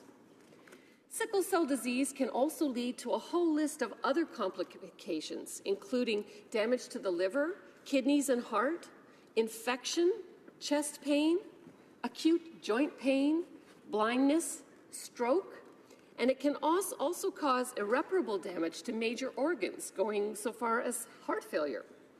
This multi-system disorder has also been known to cause premature death. Sickle cell disease does not have a cure. However, it is treatable, and I'd like to recognize all the medical professionals and caregivers who treat and support those who live with sickle cell disease across our country. Simple lifestyle changes have been shown to make a tremendous difference in the disease, and those living with sickle cell disease are encouraged to exercise regularly, eat a healthy diet, and reduce the amount of stress in their lives. In fact, I think we could all benefit from doing those three things. Many complications can be prevented or treated through regular blood transfusions and through powerful medication. Those living with sickle cell disease routinely have between 10 and 20 blood transfusions every month. And as such, I want to encourage Canadians to donate blood whenever possible. Il s'agit d'une maladie. This is a disease that exists throughout the day, throughout one's life, and we have to do more to draw attention to the way in which this disease affects Canadians, as well as to the necessity of doing more research and data collection. Many have said that education is the first important stage, and that if we have a National Sickle Cell Awareness Day, then that is an important step. Screening for sickle cell anemia is available. However, they're not very well known. Because sickle cell anemia is hereditary, it's even more important for those who want to have a child to do this screening. Universal screening for sickle cell anemia is now available in all American states. And in Canada, this test is available upon request in Ontario, British Columbia, the Yukon, New Brunswick, Prince Edward Island, and in Nova Scotia. Screening is available in a limited number of hospitals in Quebec, And in the future, this test will be available to all. When a child is born with sickle cell anemia, one doesn't know what kinds of complications will develop over their lifetime. For the first 6 months of their lives, high levels of hemoglobin often cause most of the complications. After that, complications develop very quickly. Infection is the highest concern amongst children living with sickle cell anemia. The World Health Organization recognizes that sickle cell anemia is one of the main causes of death for children under 5 years old. So we have to do more for screening, awareness raising, and education. Those should be an important part of our health system. In my speech, it's so important that we bring awareness to this disease, that we do research into how we could prevent the disease or reduce some of the terrible effects that this has on different organs in the system, that we support those who are both experiencing the disease as well as those who are caregivers of those who have the disease, and that we share with our global partners. As I said, we have only 5,000 perhaps in Canada that have the disease, but there are millions around the world, and there is research that's happening around the world. We need to be at that research table. We need to be collaborating together, because together we have seen Canada leads when it comes to medical health research in bringing solutions in vaccines, in bringing solution to disease, to many of the things like brain complications. Canada is a leader. We can contribute, but we also need to work with our partners around the world in order to have a big enough population to learn how do we come against this disease. So in closing, I'd like to thank the sponsor for the bill and encourage all my colleagues from this House to join me in support of those living with sickle cell disease and in support of those who care for them. With groups like the African Union, United Nations Educational, Scientific and Cultural Organization, and the World Health Organization, I want to recognize June 19th as Sickle Cell Awareness Day. I believe Canada should take this step in the right direction and raise awareness for this important cause. Thank you, Madam Speaker. The honourable member for Vancouver Kingsway. Thank you, Madam Speaker. Well, as the health critic for the New Democratic Party, and on behalf of my colleagues in the NDP caucus, I'm proud to stand today and express our support for this bill as well, which would declare a special day to commemorate National Sickle Cell Awareness Day and to bring attention to this very important condition. Now, sickle cell disorder is the most common genetic disease in the world. The WHO estimates that sickle cell anemia affects nearly 100 million people on the globe. Canada's first recorded case was published in 1966. In 2016, some 50 years later, it was estimated that between 5,000 and 7,000 Canadians live with sickle cell disorder. In 1978, it was discovered that the gene responsible for hemoglobin is on chromosome 11. A prenatal genetic test for sickle cell disease was developed in 1980. To be affected, an individual has to receive the defective gene from both parents. If only one parent passes on the defective gene, that individual will be a carrier but not affected. If both parents are carriers, there is a 1 in 4 chance that the child will be affected by this disorder. Now, fortunately, sickle cell anemia can be detected before birth, and couples who are both carriers may wish to consider prenatal testing for the condition. Sickle cell disease is more common among those whose ancestors come from certain parts of the world, including India, the Middle East, and from sub-Saharan African, Caribbean, and Mediterranean countries. However, it's very important to note that contrary to some common misunderstandings, that sickle cell disease has no color, because it also affects Caucasians from Europe and elsewhere. So getting all Canadians tested will be the best way to move forward. Now, sickle cell disease is characterized by a mutation in the shape of the red blood cell from a smooth circular shape to a crescent shape, which can result in the blockage of small blood vessels and the impairment of blood flow. This leads to a reduction in red blood cell survival and subsequent anemia. A sickle-shaped cell has a lifespan of only about 20 days, unlike a healthy cell with a lifespan of 120 days. Now, the problem of clogged blood cells and low blood count hampers the body's ability to bring oxygen to the organs.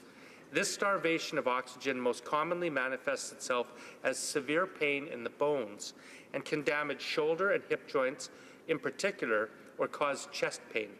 There can also be damage to the lungs, heart, liver, kidneys, and eyes. The poor blood oxygen levels and blood vessel blockages that result from sickle cell disease obviously then can lead to severe chronic pain, serious bacterial infections, and tissue death. The symptoms of sickle cell anemia can vary widely in number and severity. However, the most common symptoms are related to anemia and pain. Other symptoms are related to complications from those. During painful crises, medications can reduce pain and help avoid complications, and extra fluids can prevent dehydration. Oxygen can be provided if there is not enough in the bloodstream.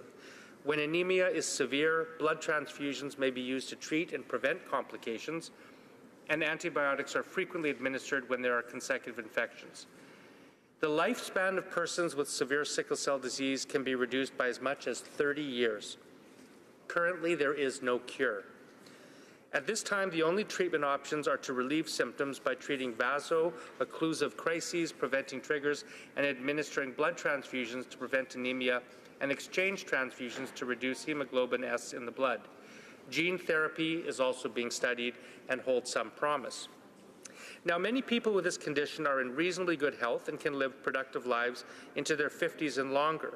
Some people, however, develop severe symptoms and complications and require frequent hospitalization. The broad range of sickle cell disease symptoms may cause healthcare professionals to misdiagnose the condition. Now, in Canada, 6 provinces and 2 territories provide prenatal screening right now: Quebec, Ontario, BC, Yukon, Nova Scotia, New Brunswick, PEI, and Nunavut. Right now, Alberta, Saskatchewan, Manitoba are currently considering prenatal screening. So while recognition of June 19 of each year as World Sickle Cell Day is important in order to promote awareness among Canadians of the disease, and this act is a good start, it is not enough. We need more. Since this disease can place a substantial burden on family members, better support is needed for caregivers, particularly the parents of children with the disease. Support for access to screening of newborns and the genetic screening of adults at risk who wish to have children, and improvements for diagnosis and treatment are long overdue. Special awareness and communication plans for ethnic groups at risk are also important. Canada is, of course, one of the most diverse countries in the world, and many Canadians trace their roots to the Caribbean, Sub-Saharan Africa, India, the Middle East, and the Mediterranean, regions where, as I've already pointed out, the SCD gene is more common. We also need international cooperation and assistance to respond to requests from the WHO in a resolution adopted by the Assembly in 2006 to help the most vulnerable groups identify and treat individuals with sickle cell disease. Now, I think this is where I think all parliamentarians ought to be directing our attention after hopefully every parliamentarian votes in favor of this bill, and that is, it's not enough just to commemorate and recognize a disease. What's important in terms of government policy and what Canadians, whether they are at risk for SCD or not, expect from this government is action. And we need to start seeing some real meaningful resources devoted not only to SCD but also to other genetic conditions. And I think that Canadians want this Parliament to do everything that we can to increase spending in research and treatment so that we can make the scientific and medical breakthroughs and inroads that are needed in order to actually find a cure for this condition and others like it. Madam Speaker, I think health professionals need a special shout-out in terms of any bill before this House that deals with the healthcare field. Healthcare professionals are, of course, on the front lines of this disease and all others, and we have to recognize the work that they do in, I think, what most Canadians would feel is the most important aspect of their lives, which is their health. I know that many healthcare professionals, though, because of the relative rarity of this condition, are unaware of this disease, and especially because of its uneven prevalence across the country, particularly in rural areas. So healthcare professionals in particular need to be better informed about the prevalence of at-risk populations and the risk of misdiagnosis. We've heard other speakers in this House already talk about the fact that people can present at hospital or emergency rooms with indicia that don't necessarily present as sickle cell disease, and in fact are often misdiagnosed, sometimes in very stigmatized fashion. Treatment and testing, I'll deal with testing first, should be available across Canada. And in particular, we must not forget the rural and remote areas of this country, which are often left out of the equation. Treatment protocols and pain reduction strategies should be shared, since early treatment cuts the cost of care and sets out what steps to take. Now, Madam Speaker, I want to focus a little bit on the international situation here, because I think most Canadians want Canada to play a responsible role on the world stage and take our place in proper form and meet our responsibilities, particularly when it comes to health and particularly when it comes to diseases that know no borders, which sickle cell disease does not. So, as I mentioned already, in 2006, the World Health Organization, of which Canada is a member state, adopted a resolution urging support for SCD research. 10 years later, I think it does no violence to any party in this House to point out that we have not made any progress really in that regard. The resolution at that time stressed the urgent need for member states to develop, implement, and reinforce in a systematic, equitable, and effective manner comprehensive national integrated programs for the prevention and management of SCD. Madam Speaker, again, I congratulate my honourable colleague on moving this important bill forward. I think it's going to get all party support to recognize this important day, but let's not leave it there. Let's heed the WHO. Let's do what we can in this Parliament to at least make a good start on fulfilling those obligations that the WHO called for and which Canada agreed to at the time. Thank you, Madam Speaker. The Honourable Government House Leader has a point of order. Please.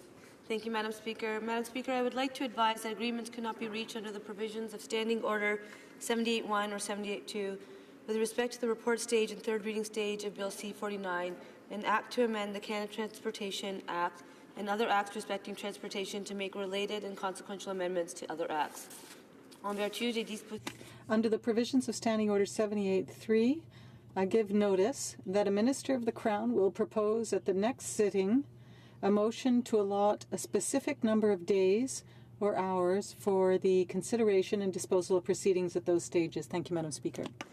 Resuming debate, reprise de débat, the Honourable Parliamentary Secretary to the Minister of International Development.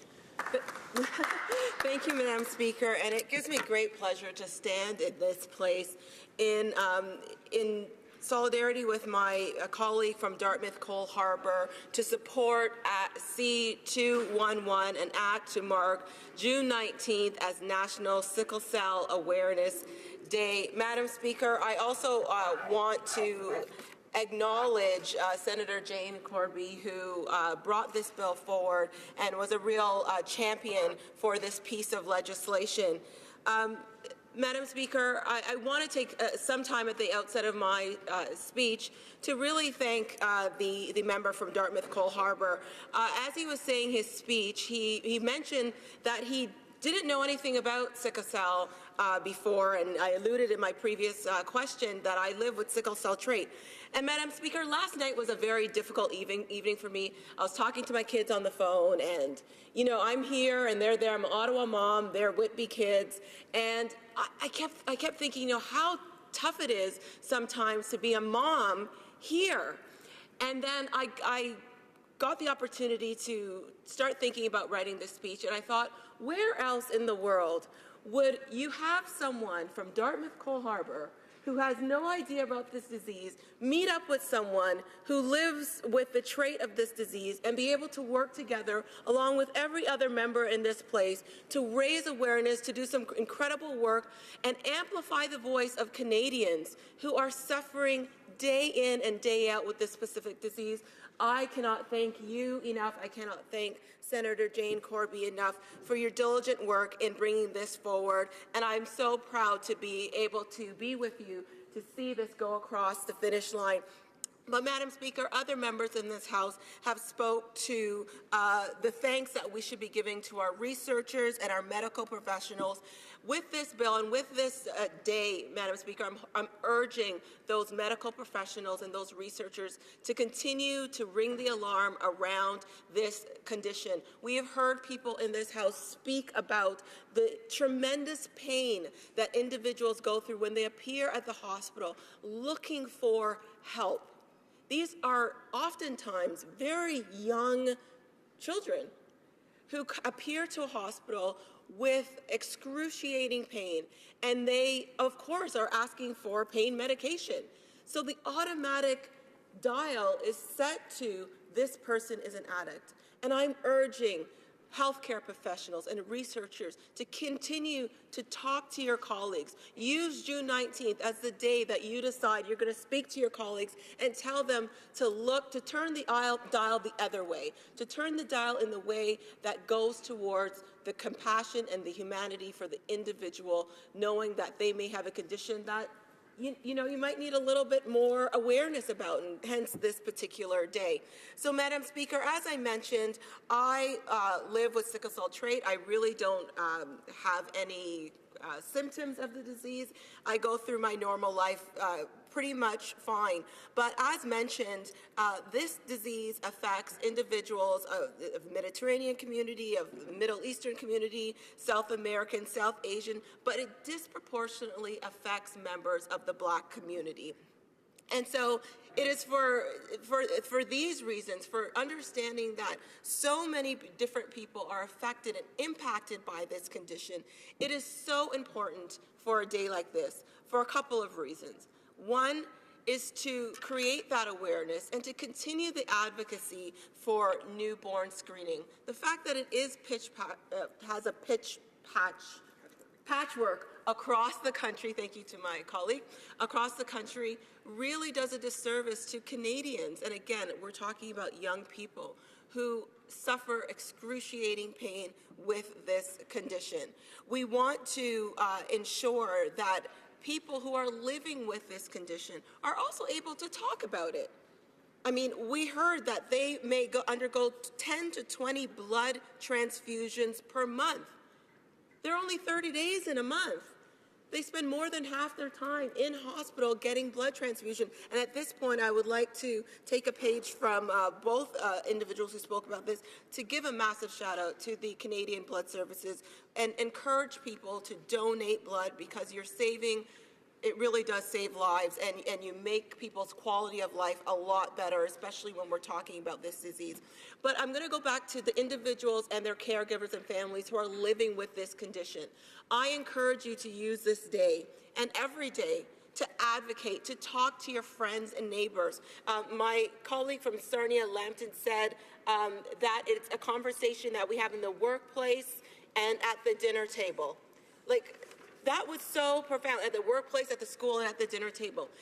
It's such a profound statement, because you don't want this to just be politicians or researchers or doctors or people who cannot, get access to everyday individuals. People who live with this condition use this day to feel empowered to go out and talk and advocate for yourself or for your children. Tell your neighbors, you might need someone to give you a casserole a couple days a month because you're in hospital. I've never had a casserole. I've never made a casserole. I could make you like a macaroni pie or something, but it gives you an opportunity to get together with your neighbors and really do what we do best as Canadians, and that is help each other out. So use this day to speak about it, to not continue to suffer in silence, to not continue to suffer by yourself. And Madam Speaker, I'm not sure how much time I have left, Madam Speaker. 3 minutes, Madam Speaker. 3.5 minutes. Thank you very much, Madam Speaker. I want to also speak to the importance of, again, these individuals in the community speaking to each other. Because imagine, Madam Speaker, imagine everyone in this house, imagine not being in hospital 10 to 20 times a month to get a blood transfusion. What does that do? That decreases your ability to go to school every day. That decreases your ability to get good, stable employment.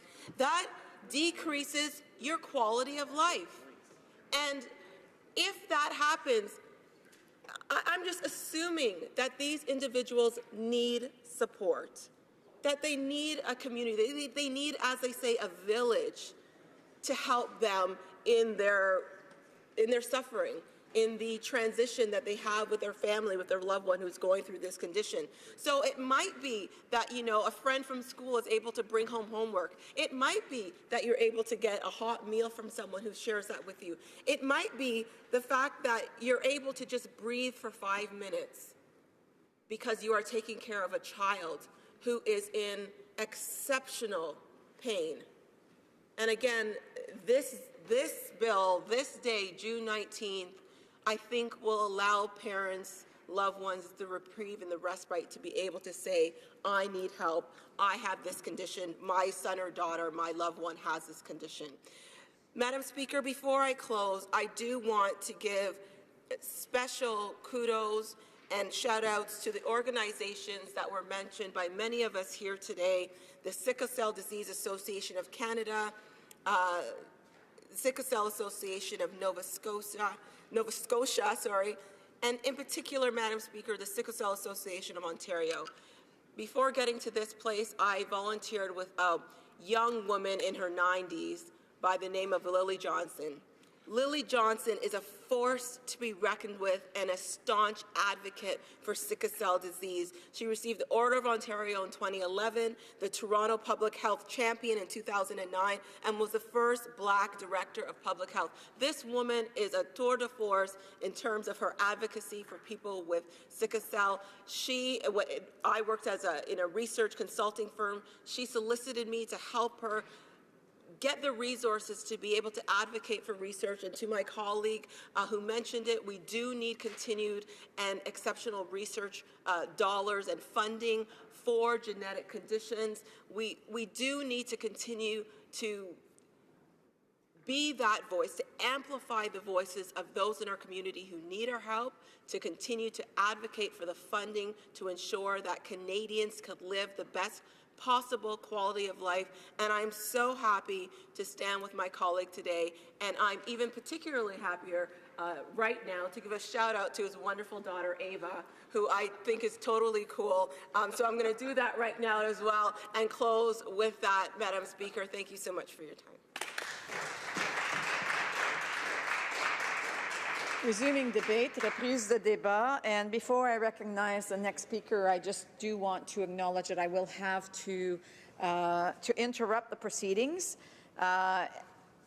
during that speech as well. So, the Honourable Parliamentary Secretary to the Minister of Justice and Attorney General.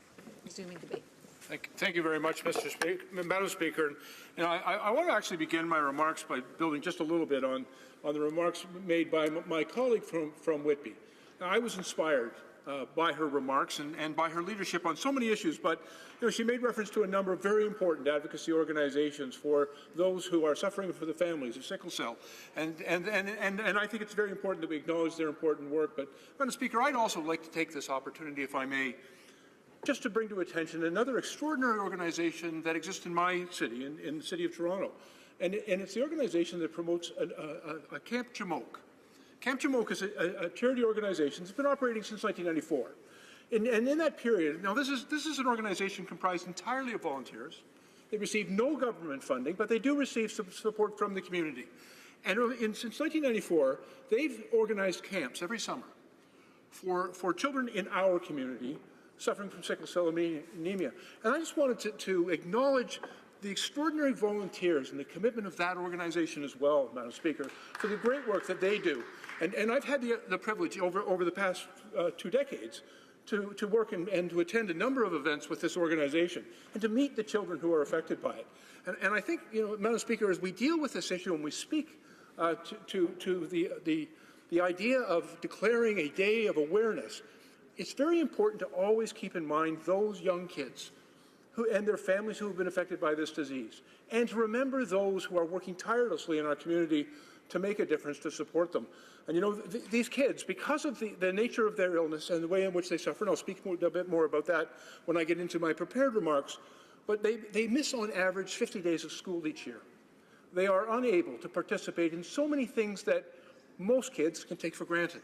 And so the opportunity to spend time with each other, to have an opportunity to go and experience the fun of a summer camp with people who understand the limitations that their health condition places upon them, I think is an extraordinary thing. And so I want to just, again, I'll get to my prepared remarks, but to acknowledge all of the people in our community who are making a difference, Madam Speaker, every day, and to acknowledge those kids for their courage, for their bravery, the way in which they face this terrible disease. And I think it's a great privilege that this House would have an opportunity to call upon all Canadians to keep in the forefront of their thinking those children, their families, and those who support them. Now, Madam Speaker, to my prepared remarks. We welcome the chance to add our voice in support of Bill S211. I want to reassure Canadians living with sickle cell disease that the government and the people of Canada have their support and have got their back. This act respecting National Sickle Cell Awareness Day is a testament to our national commitment to increase awareness of sickle cell disease and to improve diagnosis and treatment as we work to find a long-term cure for those affected by this disease.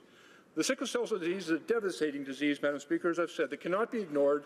It is diagnosed more than 100 times each year in this country when a baby is born with this rare blood disorder. And as that child is born, they join the other 5,000 Canadians already living with this disease, and the hundreds of millions of people like them suffering from around the world. Madam Speaker, these are people who learn to cope with tremendous pain from a disease that to date has eluded a cure. The pain episodes they experience are due to bone marrow necrosis.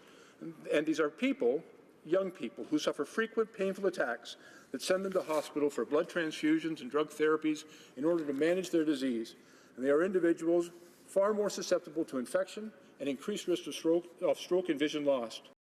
Perhaps most alarming, Madam Speaker, these are people that expect to live shorter lives than other Canadians because sickle cell disease can lead to serious bacterial infections and tissue death that can frequently result in an early death. Their life expectancy is calculated to be 30 years less than most other Canadians.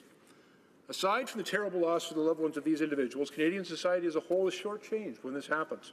First and foremost, we lose the valuable contributions of these individuals to our economy and to our communities. But we also pay the high cost to cover their frequent stays in hospital, an average of $20,000 per week for a one-week stay. And there are generally many more weeks than one.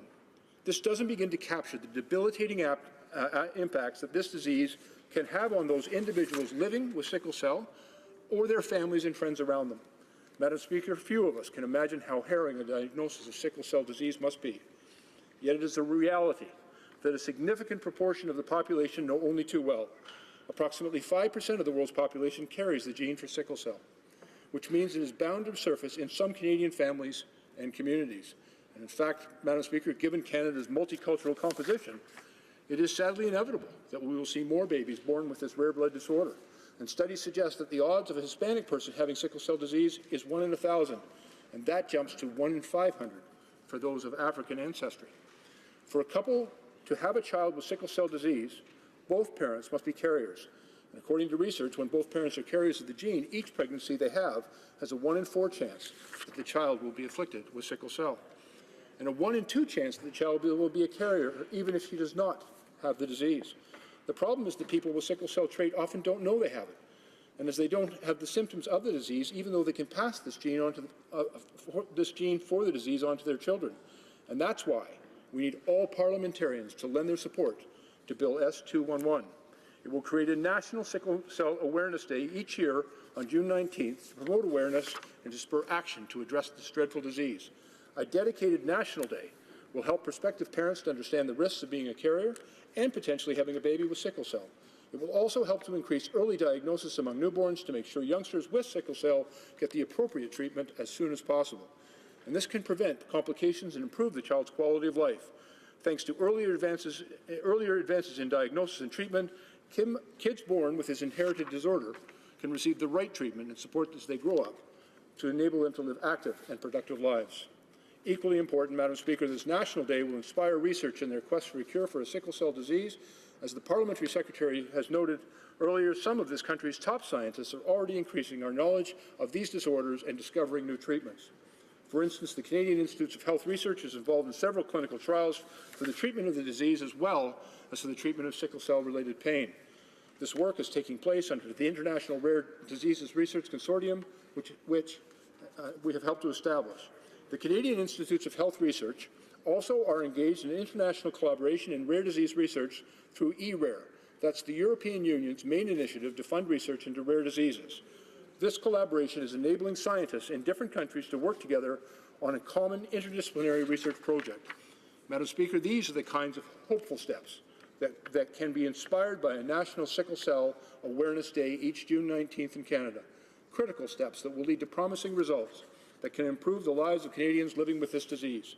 And therefore, I take this opportunity to call on all parties to unleash this potential by supporting the passage of this important bill. Be part of the solution to this perplexing health challenge by standing up for Canadians already living with the disease and by helping to ensure that we protect future generations from it. Unfortunately, the time is up for the debate, the rest of the debate on this today. The member will have approximately 2 minutes at the next time that this issue is before the House. The time provided for the consideration of private members' business has now expired, and the order is dropped to the bottom of the order of precedence on the order paper. As it is now 2:11, the House will adjourn until next Monday at 11 a.m. pursuant to Section 24(1) of the Standing Orders.